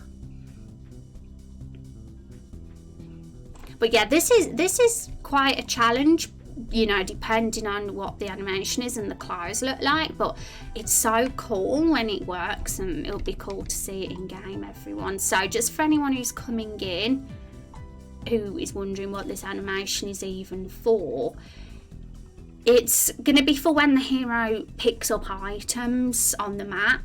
They're going to, like, it obviously, they'll go from standing up to just bending down in whatever direction you're in, and then they'll stand up again. So it's a crouching, picking up items animation, and it could be used for other things as well in other contexts. I thought it's worthwhile to do because it's such a common one, and it would just look better to see the hero moving when he does something like this, just for one frame. Rather than just be a straight up stick. when he picks up items like that. And the reason that what provoked me to do this was because there's a point in our custom hero creator when you get asked, so what possession are you carrying? What you like, because you found an object, you get to pick your lucky charm in the custom hero creator, right? And one of the items is something that belonged to the barrel crew. It's either a red ribbon, Meryl's bra, Alvira's smoking pipe, or a plank of broken wood off Hank. When you pick the item, I've got it so it actually appears on the ground in front of you and shows you picking it up. So I figured it'd look cool to see that in action, rather than them just standing still. No problem with work. Oh, well, that's good. I'm glad. But you'll get to see this in action because I'm going to do a screenshot Saturday. I'm hoping this Saturday. All going well. I was going to do it last Saturday, put it up on their custom hero creator, but there's a couple of things that I wasn't 100% happy with that I felt needed a change. But now it's like virtually there now. I think I'm a little bit more confident that we can get that ready for Saturday.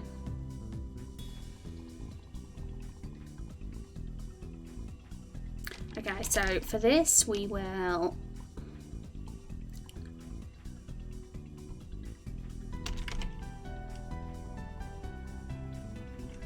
there we go. I think that's in the right position. Yep. I like to double check that it is. So part 1 of 4 is done. We've got 3 of the clothing types to fit round, so we'll see how they go.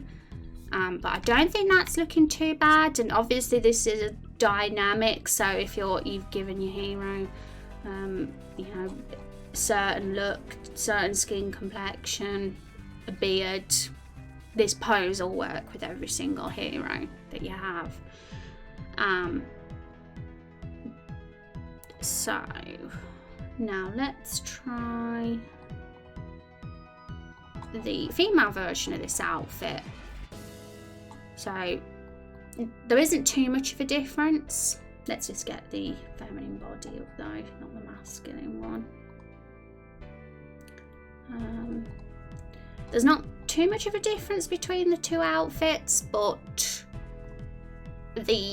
obviously it's a lady shirt. You can see a bit of belly in this.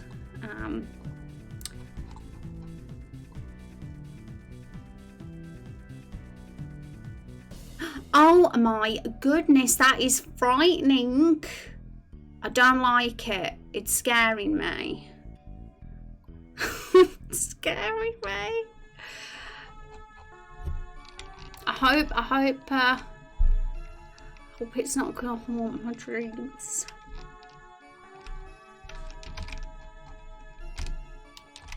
It's scary. Just looking at chat and seeing that staring me in the face. Oh wow. I'm a frog hunter. Well, frogs are cute. So, I think Rex got... Well, welcome, Ramsey. Hopefully we don't get scared like that again.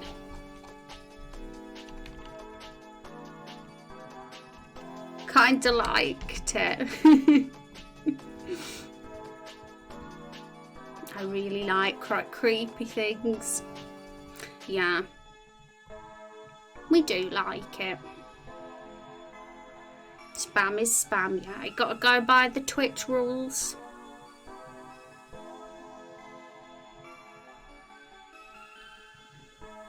Okay, let's think. I think we only, with the front facing one, it's simple enough. Let's see if it works. 1, 2, 3, 4, 5. Yeah, all fine for this. It's only going to be the side view one that gives us a problem again. but we might just... Oh, we have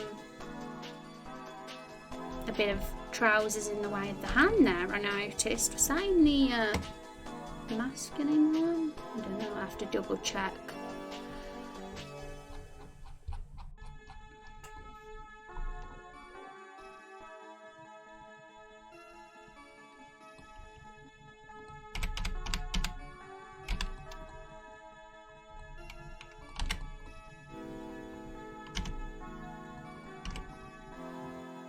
But I know, it was so cool that it really made me scared.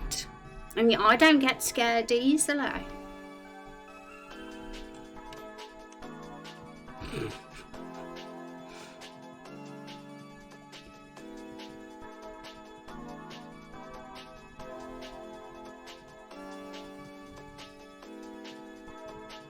Yeah, I was going to say I'll copy the masculine version of this outfit, but the legs are in a different position, so I don't think we can. But we'll approach this the same way. We'll just move the torso here, and we will copy that and move that here. We'll delete the trousers.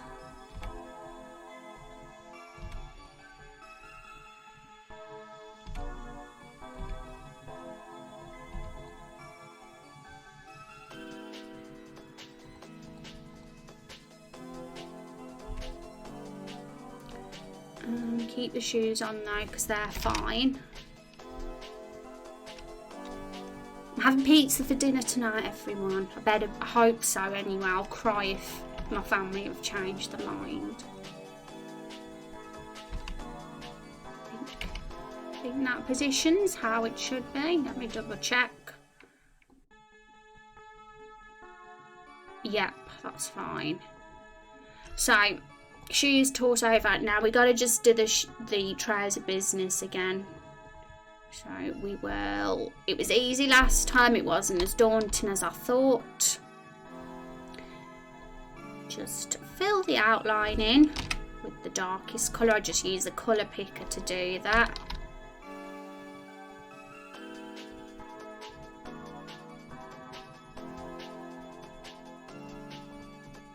Then a second darkest green, and then the lightest one in the light bits. I'm gonna sneeze on, I better mute.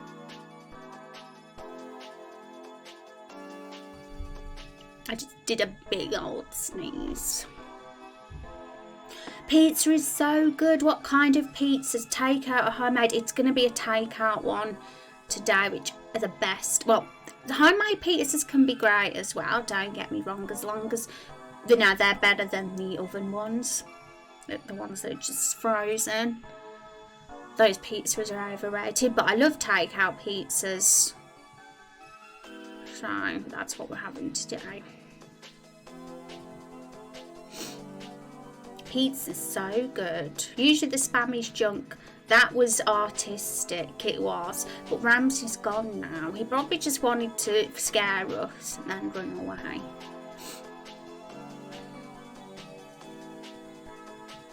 I'd be more like if someone came in and was like, "Hi Rose," and they were friendly and they were like, "Do you want to see something cool?" and they genuinely seemed like they were,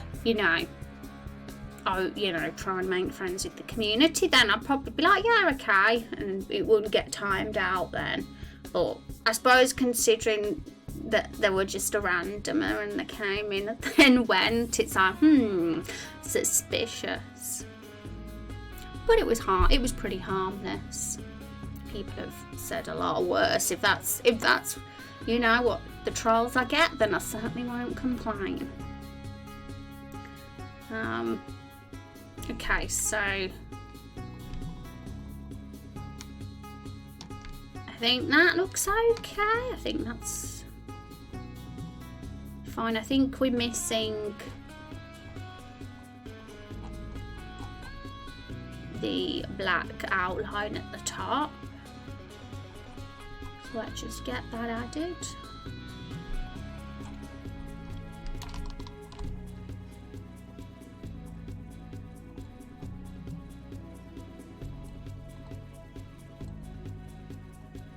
Oops, what a mess.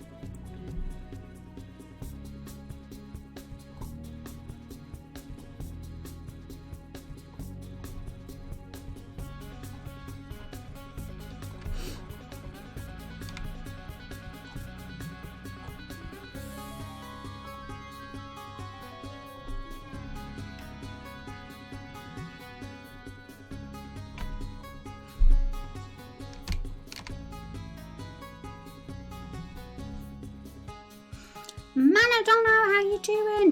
Did I see an alert pop up in the corner? Was that a host? Well, whoever hosted me, thank you very much. I appreciate it. The account was created 10 days ago, so it's probably a throwaway, yeah. I think it's just very, you kind of have to judge by the context and whoever's posting it. And when it's a new account, it can always be a little bit suspicious. So I think Rex did the right thing timing him out. Although it definitely wasn't the worst offence that someone's done in chat. Probably one of the coolest offences, really. But I get it, you know, spam.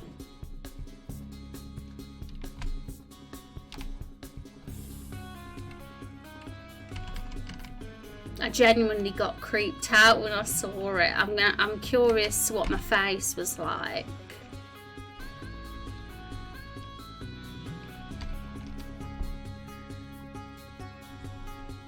I'm lurking. I'll not call my lurkers out then. I'll keep shush.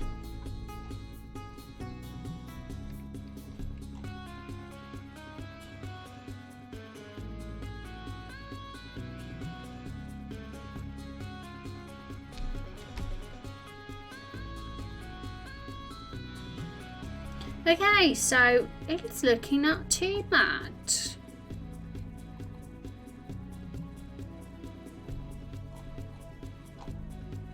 There's just a couple of things that I failed to do with the masculine version of this outfit, so I'm just gonna, there's a bit of green in the way of the hand.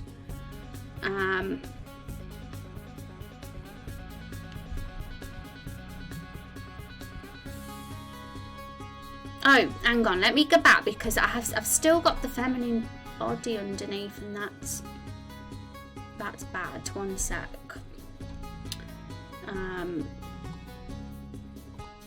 Yeah, so the hand's still there on the masculine version, so I can delete it. I needed to double check that I wasn't deleting something I shouldn't have then.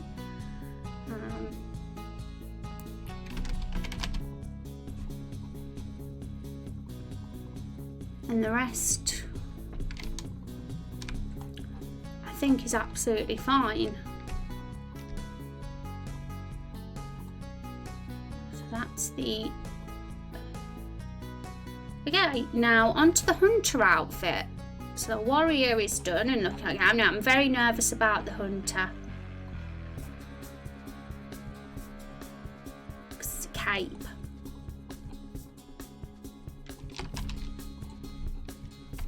We'll see how this goes. We'll see.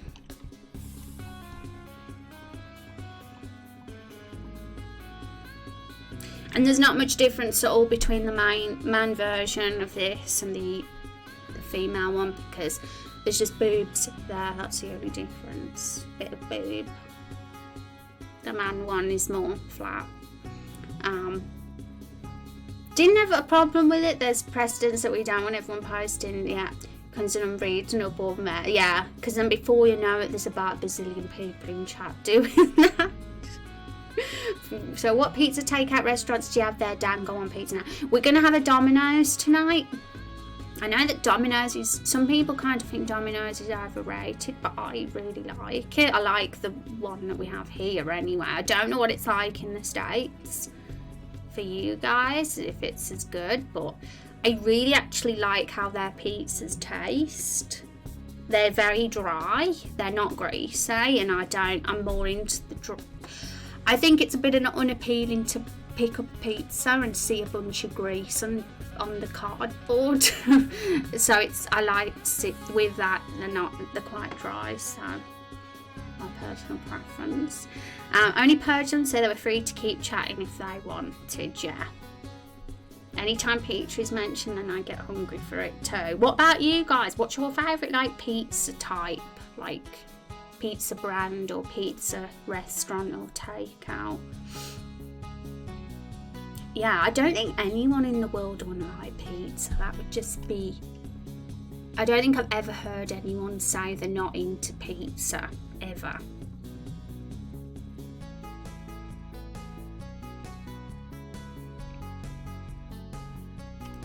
Okay, so we're going to see exactly how this looks now. 1, 2, 3, 4, 5.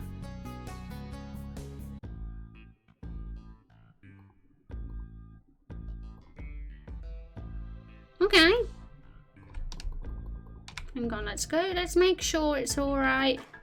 I think the cape needs to move down as well.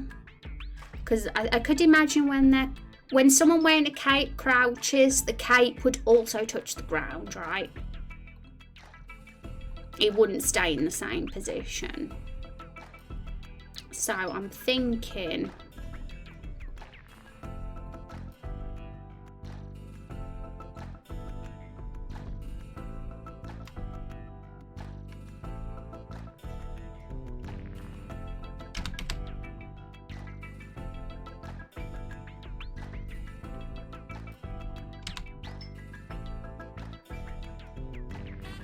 We can't move it down too low because there's not much room.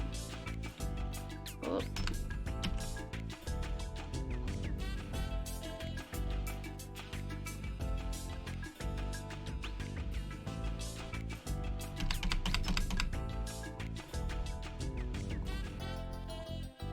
let's get the original.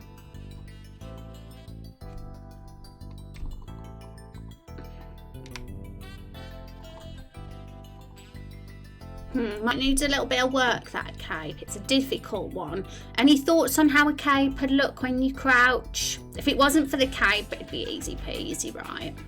Just the cape, I feel like that would... Something about that needs to be different. Domino's varies from restaurant to restaurant. The ones here I am now aren't too bad. I usually try some of the local stuff that delivers. My favourite pizza is Chicago style, but I've not been to a Chicago style pizza restaurant out here yet. And there are some chains that are pretty good too. I don't know if I've ever had a proper Chicago one. Yeah, so you guys in the States probably have completely different pizzas to what we have here. And out of all the choice that we have here, I've always been partial to Domino's because they're actually okay. But who knows, if I tried Domino's in the States, I might not be as keen. I don't know what it's like where you guys are. And there might be other pizzas I'd like more where you are. Could flatten the bottom as if it fits on the ground. And while the cake would lay over the foot and leg, it would drag behind or be bundled in the bend of the leg. Yeah. So, flatten the bottom. Maybe that was what was wrong. Like, because although I did bring it down a couple of pixels, the curve looks a bit strange. The curve completely works when they're standing up. But crouching down on the floor, it would flatten, wouldn't it? So... maybe it's just as simple as we just fill in this space with cape. Like, just make it all flat everywhere. What do you reckon, folks?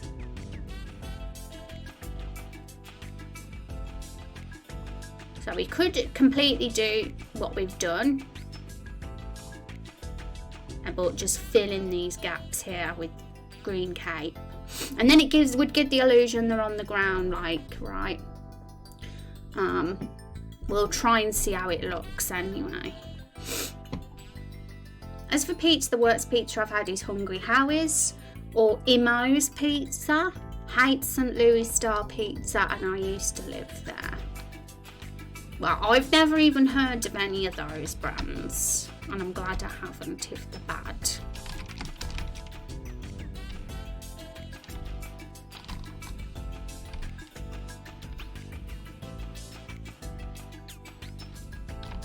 Pizza's awesome.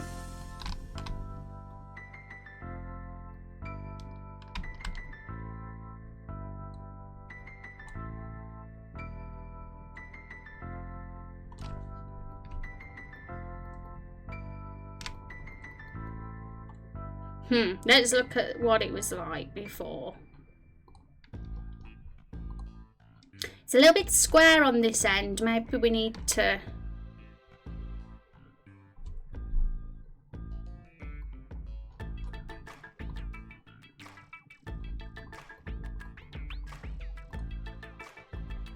Kind of looks a bit weird, the gap here, but it has to be somewhat of a gap because the foot is blocking the cape, right? So, something's not quite right with it. I think we're close. But I think they're just... Maybe we just need a slight curve.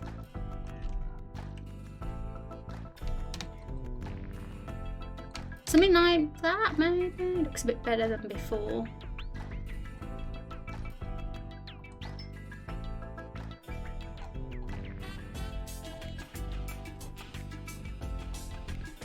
That looks the best we've got yet. I think it's almost flat. It gives the illusion that the edge of the cape is resting on the ground. But it's not like 100% flat because it kind of looked a bit strange being completely flat, I felt. I don't know why we got a hole in the cape here. I'm going to have to make sure that gets filled in on all versions.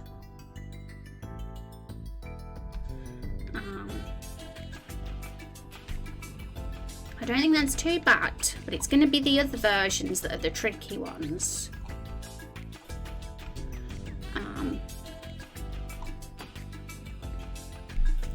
Okay, also I want to ask chat because I'm going to be making a list of, don't worry if you've got no ideas, but I figured I'd ask you guys as well. I'm going to be making a list of ideas for world building streams that we could have on stream in the coming weeks or months, or you know, Pantheon is one, like the gods.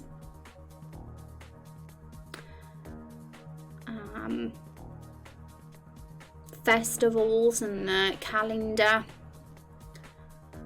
how time is in the world and things like that. If anyone's got any fun ideas that I think could be cool to talk about, then I will potentially add it to the list. Wildlife is another, but I think we'd have a wildlife world building talk when we get to the battle system thing, because we might want to add a few more enemies.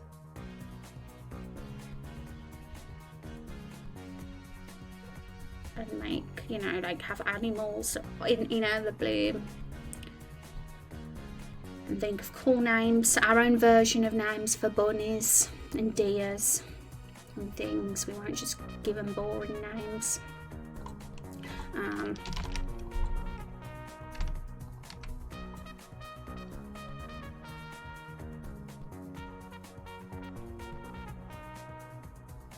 Yeah, I think it's about time that we start fleshing out the lore of the world more.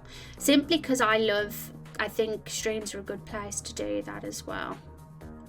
Because of the community aspect and discussion. And it's even more cooler to stay relevant with what is going on in episode 1 as well, I think. And talk about things that will likely pop up in Roots and Rumours and the Everbloom Forest setting. So wildlife is a good one because obviously the forest is going to be full of creatures. The gods is a good one because we've already kind of foreshadowed them in the flashback scene with Carol's family. And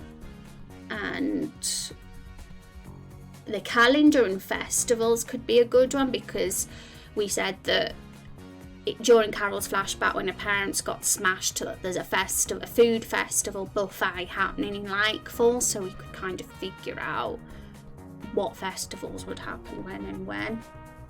Historical figures stream, like folks that would have been important in the past, or maybe history stream for the world. Yeah, the historical figures is cool as well because that's kind of a branch off the gods. They're not quite gods, but they're still like important figures because the stars in the sky are rumoured to be all the leaders and rulers of the world, right? That's what Hank said to Oliver. The stars are looking down on them and they're like the leaders and the past leaders and rulers, so it'd be cool to kind of think about who they might be as well.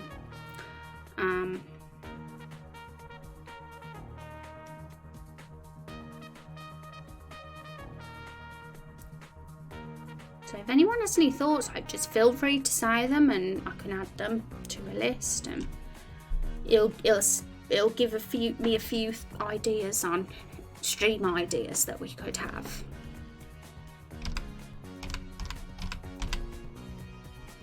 And who knows, maybe while we're working on scenes in the next couple of weeks, because we'll probably be doing scenes still in March.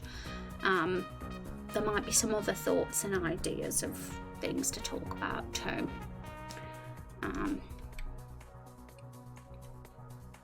Everbloom's history, Lakefall and Everbloom Forest's history as well is one. The history of the tree, even vague ideas of history, we don't have to get too deep. But not even just the Lakefall tree's history, but the history of Lakefall in general, like the reptiles as well, and what things were like when they lived there, and all the propaganda about them. That's relevant to the main plot that's coming up, especially when we go to the caves. So that could be another.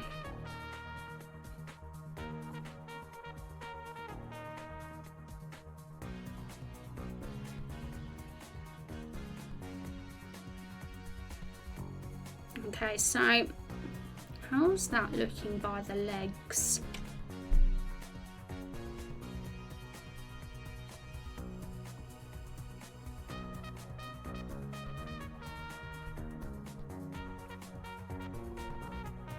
Funnily enough, the side view of this outfit doesn't look as bad on the legs, and that's probably because the hunter garb hasn't really got any trousers, really. So because it's a very long sort of shirt with a belt on. So I think all we do need to edit with that is the cape.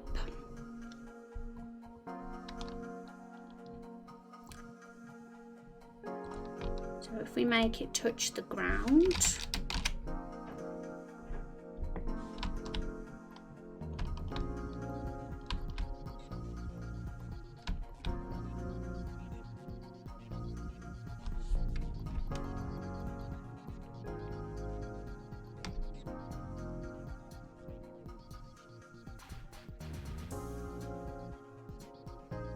That could work.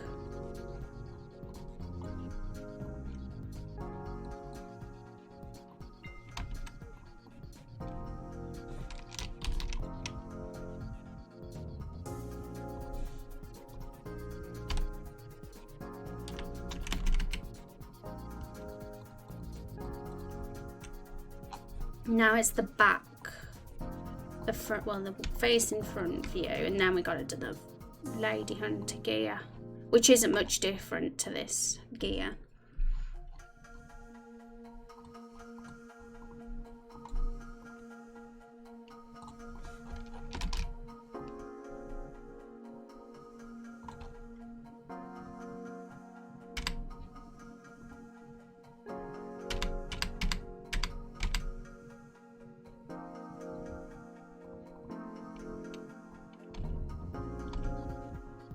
Okay, so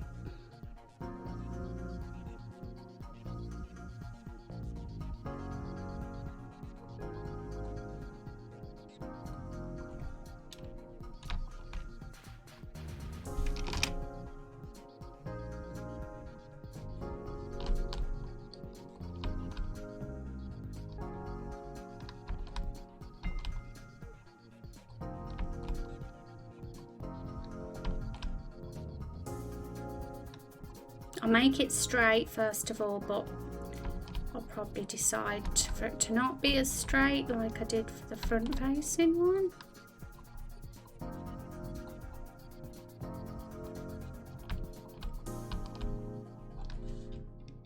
Well, the foot's in the way, so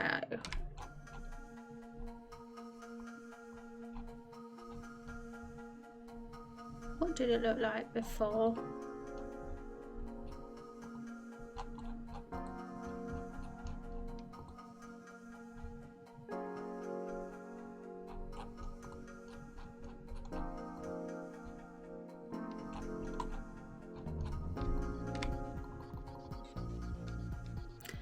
Maybe popular fables people tell each other, though that should probably be done after the actual history is in place.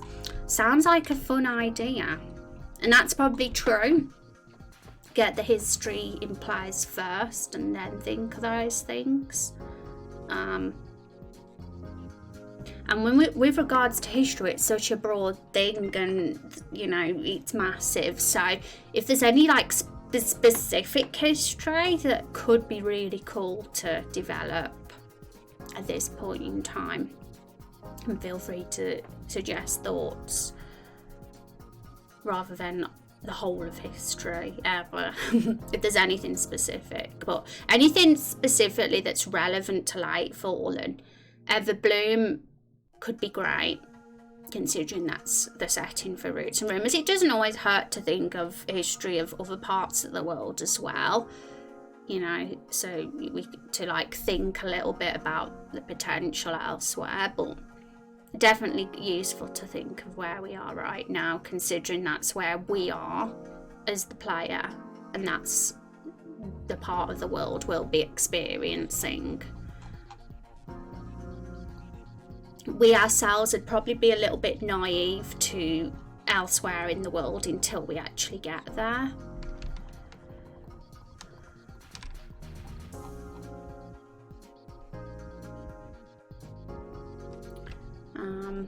Okay, what's up? Hi Maradona, how are you doing? We're talking about ideas for future world building streams, things to actually specifically discuss and build on stream, like write up together and make lore articles for and all that fun stuff, because we do have a lore bible, so there's an opportunity to fill that out with info. And I'm of the opinion that the more thought and development that goes into that side of things, the more that the world will feel more real and not like planet Earth. You know, it'll have its own culture and own ways of life, and it'll just overall feel more real and immersive. And things like that can be slotted into dialogue and brought up by NPCs now and again. You know, even if it's only 10-20% of what we've written, because not every single bit of world building is always revealed. You know, a lot of it could be revealed through books and other means as well, because I'd totally be for like having lore bits on bookcases and things like that, and pieces of papers. Probably wouldn't do that stuff until the alpha has already come out. Maybe that'd be something that would be added on as fluff much later on, things like that.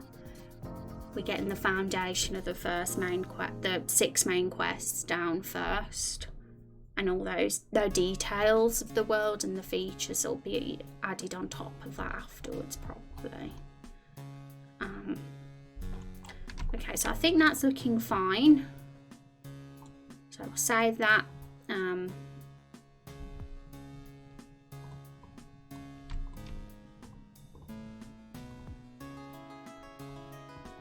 Now it's just the one more outfit to go, this one, which is literally just the same. Let's get the masculine body type up. It's literally just the same as the man version, except it's more shaped to fit the feminine body shape. You can see that there's a bit of highlight where the boobs are. So that's the only real difference between the clothing, but we still need to make it fit for this body because we can't just copy and paste the male one really, because it's a different, their body's a different shape. But we can go about it the same way.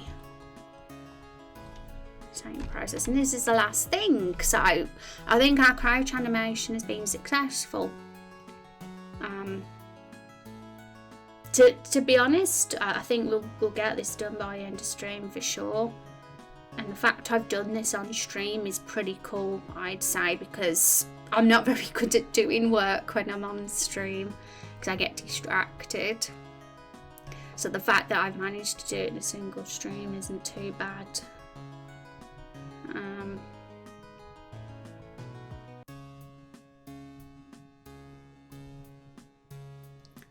So what I am going to do, just see the difference.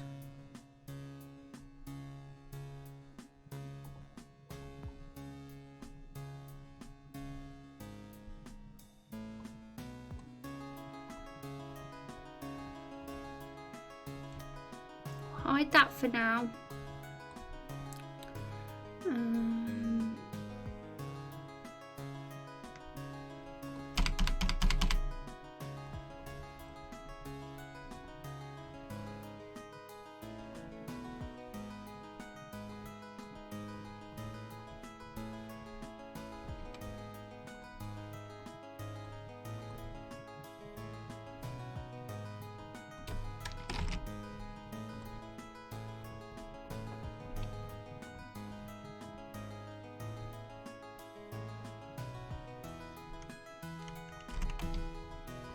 I'm kind of copying and pasting the bottom of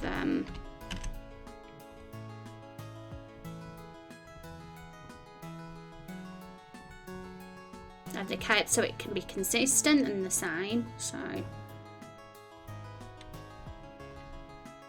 just deleting the parts we don't need though.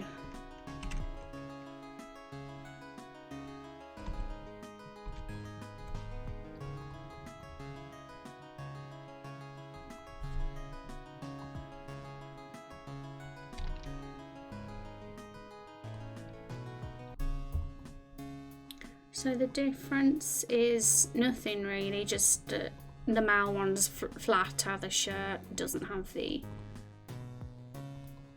female shape. I think everything else is the same. Cool.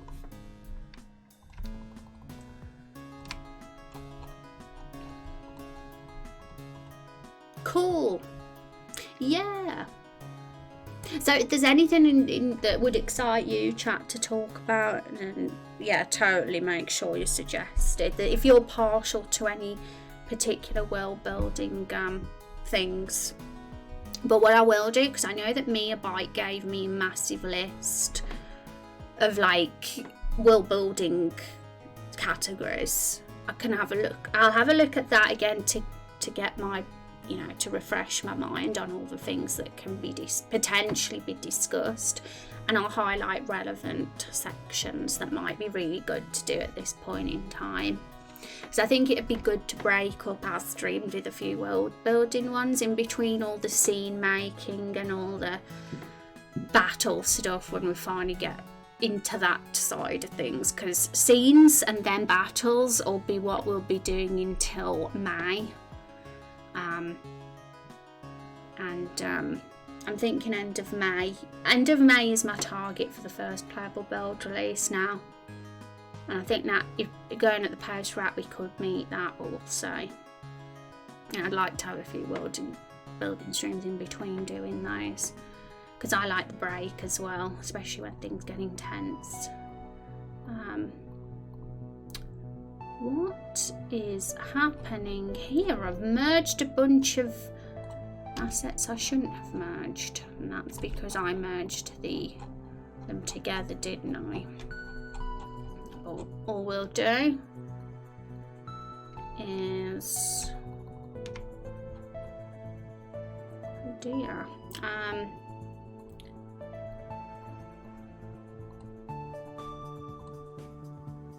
That's fine. So we need to delete. We don't want these. We'll delete those. I've already got those there.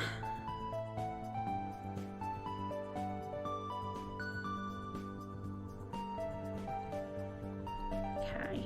So we've done the front facing ones. That's fine. Confused myself with all the layers. Now we only need to do a side view and the back one now. I'm only going to grab the left facing one because we can just copy and paste for the right facing one. So we'll just do this one. I think this what we said. This one was quite easy, wasn't it? From what I remember. For the side view for the hunter. 1, 2, 3, 4, 5. And we just made the cape longer. That was the only thing we did. Because there's really no real trouser area on this. It's more of a long shirt. A long vest even. So luckily that wasn't too much work for us to do on that one. But let's remind ourselves. So we had... Okay. See if I can remember that, and so we can get the same look for this cape.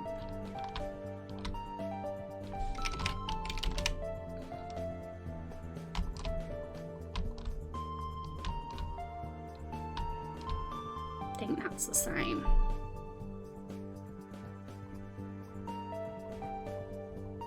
Cool.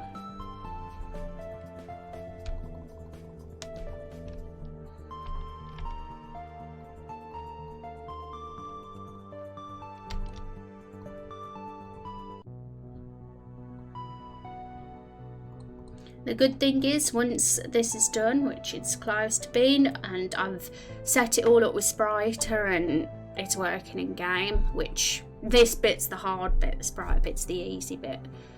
Doing the animation is the hard bit, but once it's done and set up, we'll forever have this crouch then.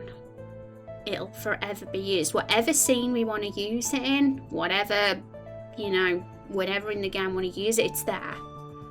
And this is why episode 1 is going to be the longest to develop in the series, because we're getting all that framework down, right? Getting all the bits and bobs that make it all awesome made. Hi Looking Glasses, how are you doing? It's good to see you. How is your day going? And thank you for the follow. OCI, welcome.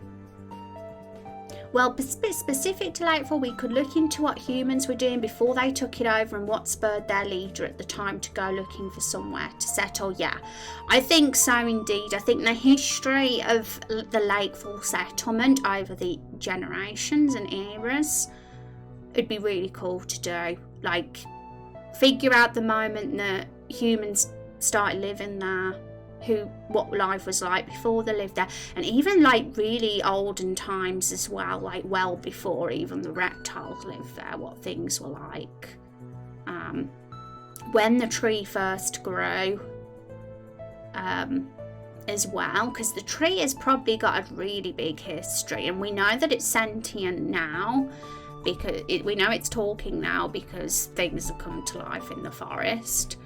But it has a history that goes back even beyond that. It might be in the first tree that ever existed. So I think, like, thinking about it, getting a calendar, like a yearly calendar, like how this world measures time and months and days. Getting that in place, festivals, special events, that are celebrated, like, you know, how we celebrate Christmas and Easter and Halloween. What are the festivals that are celebrated in the world of Raindrop Chronicles? That would be cool. And I think once we've got that framework down of how they measure time and what their yearly celebrations are, and the calendar stuff, I think then it'll be cool to think about the history then, because then we can make a timeline. Once we know what period of time we're living in now, and what the current year is, and things like that. And things like that, I think it's useful to do, because Nigel's going to have a diary in the inn that's like talking about, you know, when he met the Fruits and when they started bullying him, and little hints about what's going on in Nigel's life, that he's got a bit of, you know, anxiety and that, and he doesn't like his sister leaving. All those little clues will probably be given away in his diary. And there'll be dates in the diary and stuff, and it'll just be pretty cool to like put that at the start. Doing pretty good. How are you feeling, Rose? I'm doing good, looking glasses. I'm feeling good. Liking my new schedule.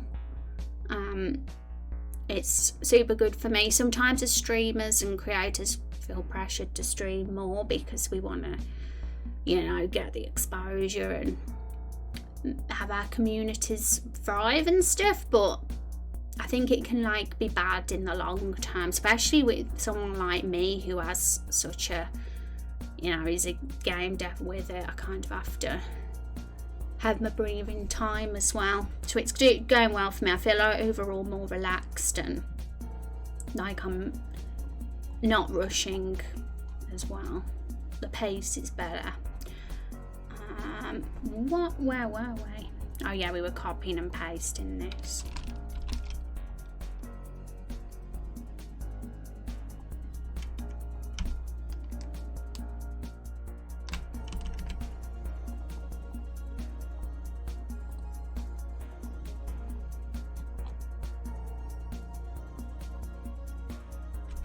Okay, looking cool.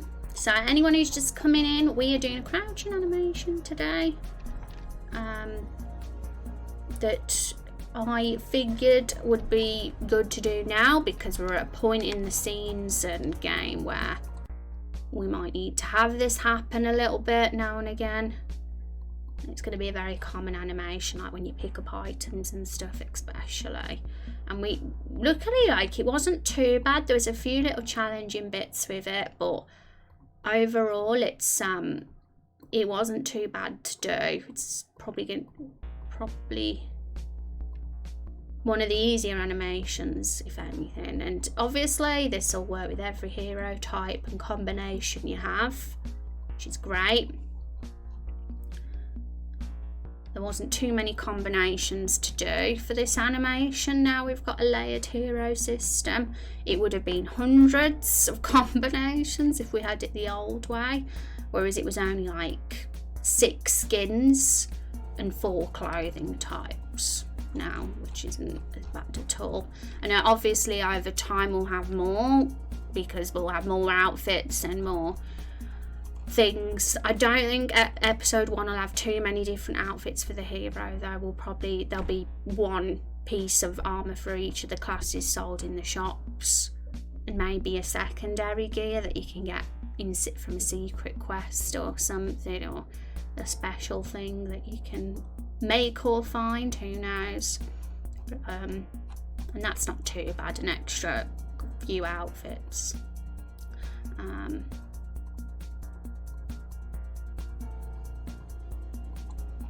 So now we're doing the cape from behind, and I think we can use the same one as the male. So that was easy. Just copy. I think that's absolutely fine. It looks fine anyway. It's only from the front that the shape of this outfit is different depending on the masculine and feminine body type. Burnout does more harm than good in the longer term. You've got the right idea. Pacing yourself is much healthier, yeah, because in all honesty, the 3 streams a week, it's definitely not too bad at all, really. But because I'm making a game as a solo developer, it adds that, it's such a big thing, so it would be unrealistic in the long term to stream that often and make a game. So it's really good. I'm happy, and I think overall, like, my community, like, my concurrent viewers have gotten a bit lower than they used to be, but it's a sacrifice I'm happy to make, and I'm feeling like, it'll be worth it in the long run.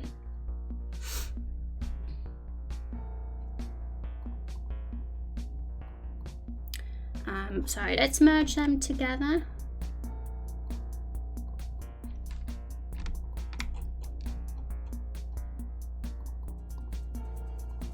And let's see how they're all looking.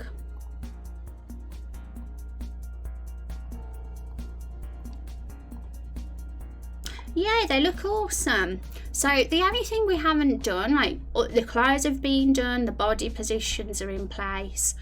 The only thing that needs doing is all the extra stuff, like the beards, the hair, and the weapons. So we might as well just spend time putting those on. So we have loads of different hairstyles. Well, we don't have a massive amount of hairstyles, in all honesty, but we've got a varied amount. So let's just get those up, and all we need to do is this is the easy job. We've done the hard bit, shaping the clothing around the body and making the body like work as a pose was the hard bit, but adding the hair and beards to these is the easy bit, because all we need to do is this.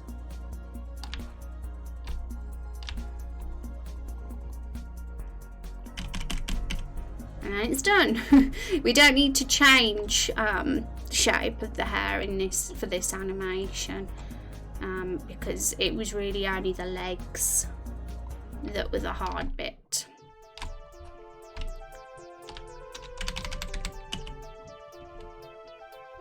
So we do have to make sure that we have hair on the different hairstyles on every single one, because there'll be a bald custom hero forever.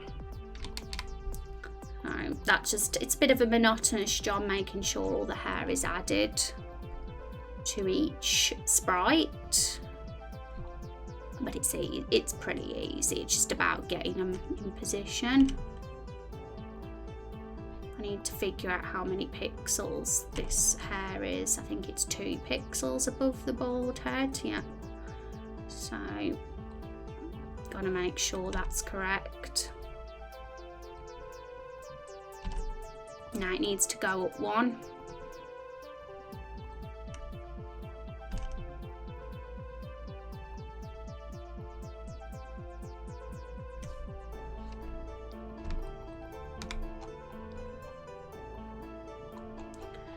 So that's just the long blonde hair version, and we've got several other combinations as well. So got to make sure we get those ones all done. Oh gosh, I've got to merge the layers as well.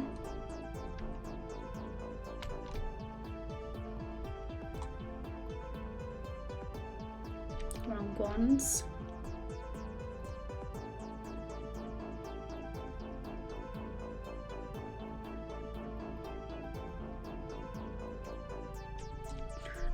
Sorry about the cough, everyone. Things should balance out when the game is ready. It's bound to generate interest. Exactly, Looking Glasses. And I came to the conclusion a while back that my exposure in regards to Raindrop Chronicles isn't going to come from Twitch. and people finding my stream, because Twitch isn't incredible for visibility, and I don't think it's smart to put all your eggs in one basket. That's why I was making a press list last week, so that we can generate interest in the game in all the right places. And yes, Twitch really for me has now become the place where the community get together, the core community, those of you that are the biggest fans and followers of the game and its development, and a place for us to get together and chat and, like, you know, talk about ideas together and all those kind of things, which is extremely helpful when developing a game as a solo developer. I don't think this game will ever be as excellent if it was just me doing this alone in a room forever and nobody ever knew what it was until it got released, because we really have had some fantastic, quirky and charming ideas from the chats that we've had in streams for the characters. It's been amazing.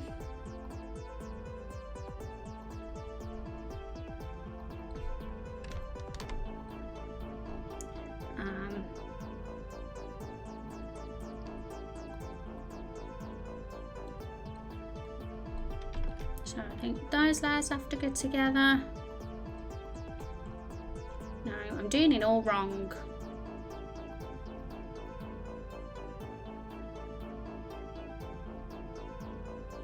I kind of want to merge all the hair layers. I think it's going to be easy because I've got them on a lot of different layers.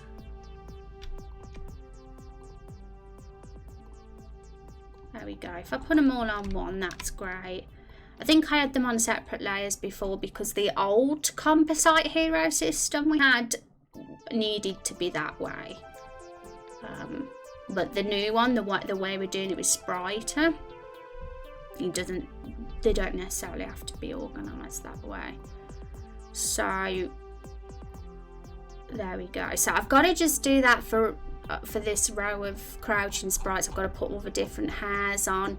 So we've got the brown haired version of this to do, and then the same for the beards, the same for the weapons. So it's just a mundane, like, copy and paste task really.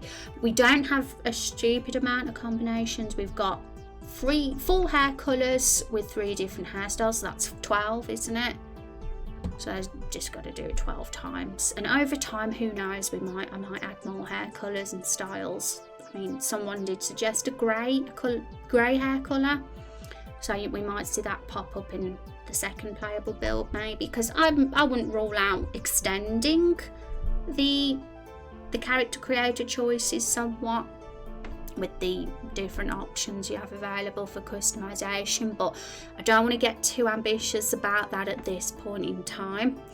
I think it's smarter to start smaller with the choices so you don't overwhelm yourself in the long run, and then if you ever do want to extend, the option's always there.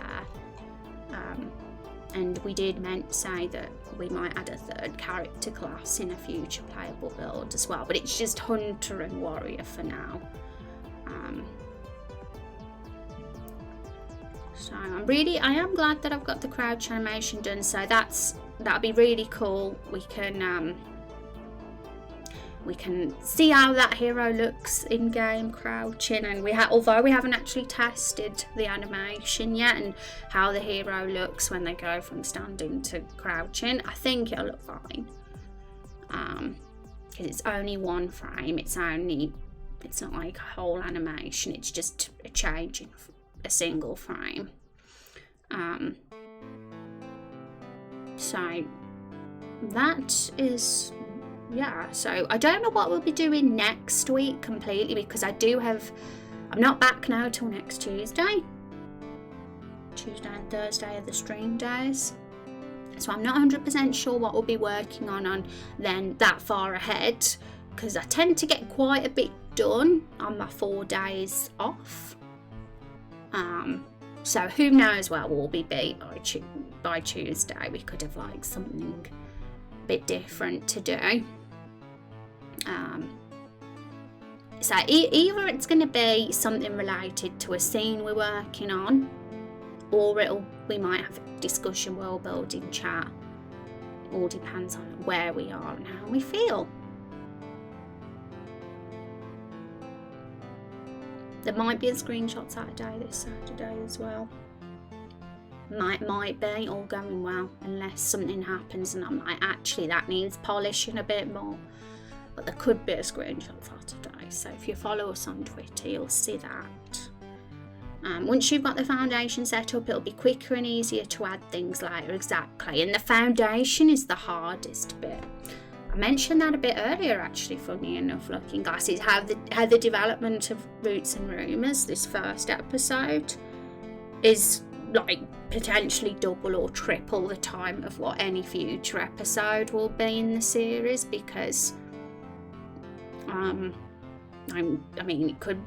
might be 10 times as long as the others for a week. Now that's a bit of an exaggeration, but like it's getting that framework in, because really episode 1 we setting in stone how it looks visually, how the menus will all look, how the mechanics will work. Everything is getting shaped and polished, and once episode 1 is released, whenever that time will come, when it has its official full release, any future episode in the series that we do, it's the foundation's already there. It's already made. The UI's in place, the battle mechanics are there, the visual look is already there, and any features that the game has are already there and set up. So it's really from that point forward, future episodes, writing the story and the scenes for them, and making the new enemies and any new content driven things. So yeah, it's very fun, super exciting to think about that. But this is the hardest bit, this bit that we're doing now.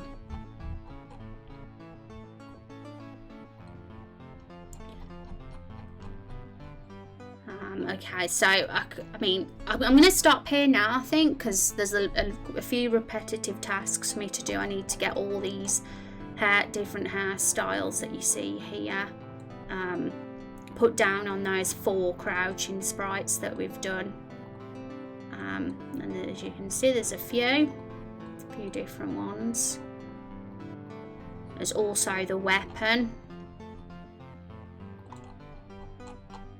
to do, and the beards. If you've chosen to have a beard, they'll have to go on them as well, because otherwise you'll be beardless. Even if you've selected beard and the variable gets stored, you won't have the beard because we haven't put it on. So it's important to make sure I get the images saved properly.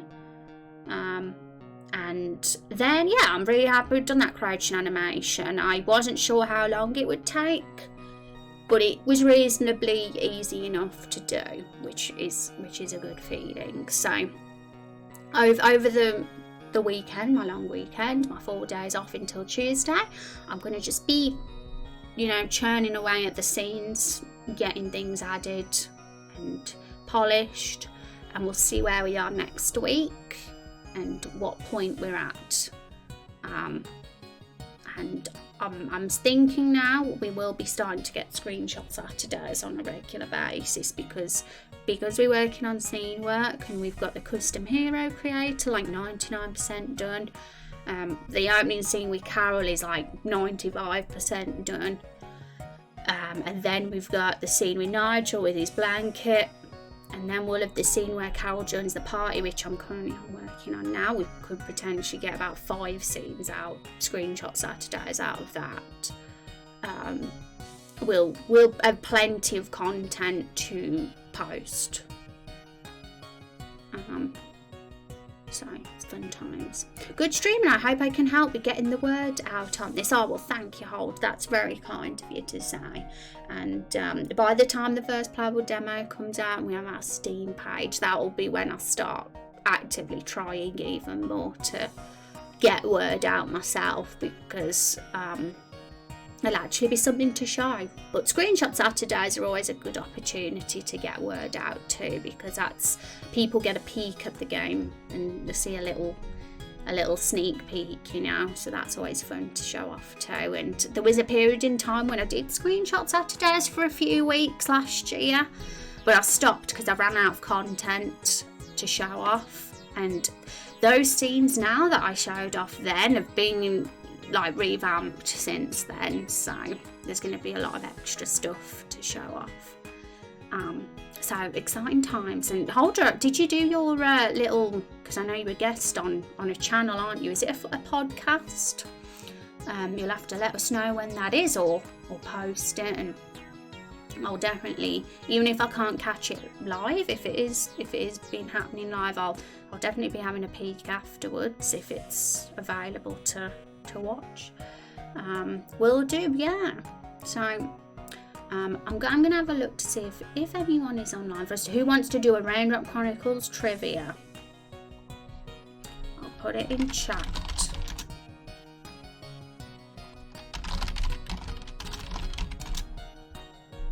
So the trivia, we usually do it at the end of the stream most of the time. It's all Raindrop Chronicles related questions in the trivia, folks. Raindrop Chronicles, nerdy lore, and all the answers are in the lore Bible. And there's not many questions in there just yet. There's about 20, 30. But over time, as we read this story and the world really gets fleshed out, we're going to have hundreds of trivia questions. It's going to grow over time. Basket, what are the fruits seen when you first meet them? Yeah, Van Wern. Van is the lore master. There you go. 6, and that today is the last stream of the month, I think. Is it 1st of March on? Yeah, it'll be March when I stream next. Oh my goodness. So the leaderboard will be refreshed and we'll be starting again from scratch, the trivia.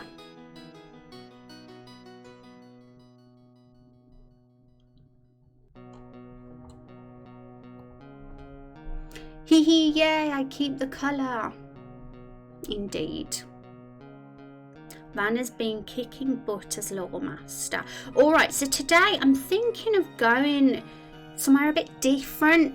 Either maybe we should look in the science and technology category today. So unless anybody knows somebody who's streaming game dev, we'll just pick a random person. I don't usually raid new people, but sometimes it can be fun to do. Holder says Art of Caro. Okay, we'll go for that one because we'll go for whoever gets mentioned first. But if anyone ever knows anyone else, then there'll be an opportunity in the future to go over, I'm sure. So awesome. We'll go say hi to this person. They're a friend of Holder, then I'm sure they're great. We'll tell them that Holder recommended.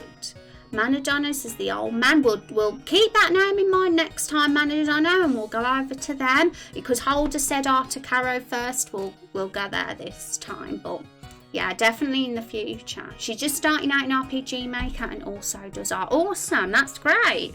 Good chance to meet new people then doing this thing at the end of stream sometimes. I think it's worth it. So let's see this new person and say hi, and come say hi with us. That'd be great, folks. So I'll see you all on Tuesday next week, and I'm excited to show you what I've done then and see where we are then. Thanks for hanging out with me, and have a good weekend, everyone. Thank you very much for hanging out.